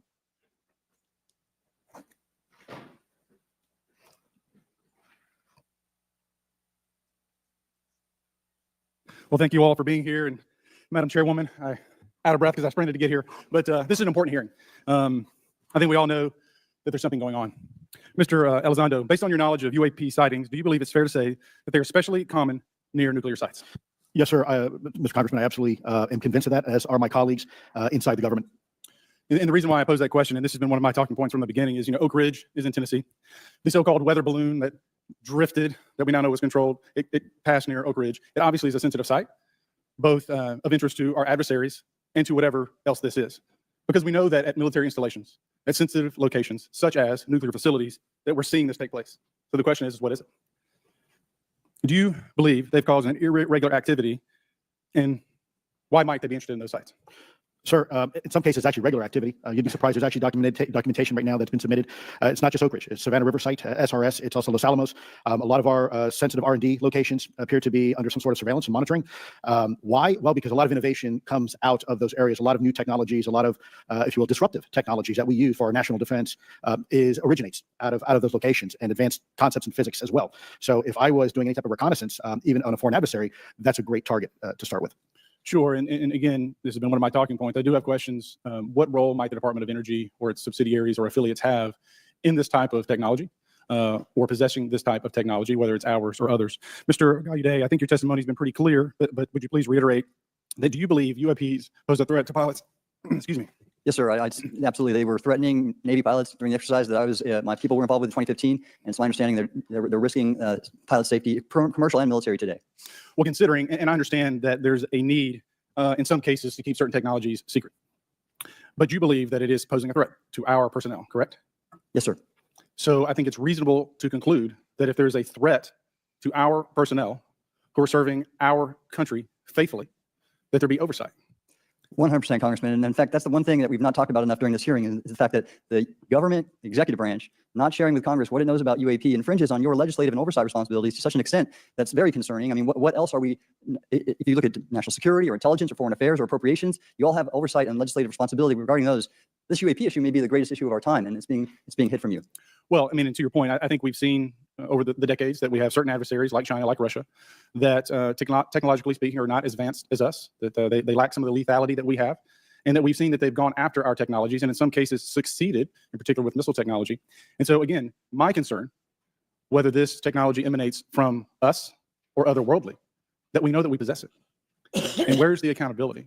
Where are the stopgaps? What are the guarantees that if this were to fall in enemy hands, that it isn't immediately weaponized against us? And I'll say this, it is clear from my experience and what I've seen that there is something out there. The question is it ours? Is it someone else's? Or is it otherworldly? And Madam Chairman, I would posit that as the legislative body, as the regulatory body, we must know. And anyone who prevents us from gaining access to that information, I would consider that criminality. Because we have U.S. personnel who may very well be in harm's way.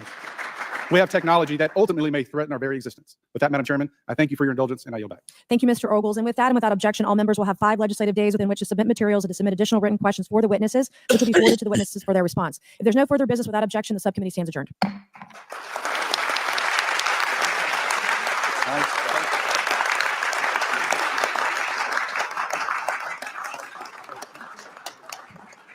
Well done, sir. Thank you.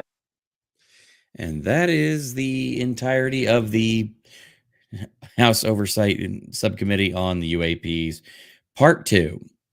And that is where we are going to end off on that one tonight. So, again, compared to the first UAP hearing, this did not have quite as many major bombshells, but there were a few in there that were kind of hidden that were pretty huge. I mean, let's not beat around the bush. I mean, we're talking about some major stuff that was disclosed there. So, yeah, I'm not going to belabor the point. I'm just going to kind of tell you guys what it is. I'm just trying to keep you guys up to date on what's happening. I kind of talked through it a little bit as we went.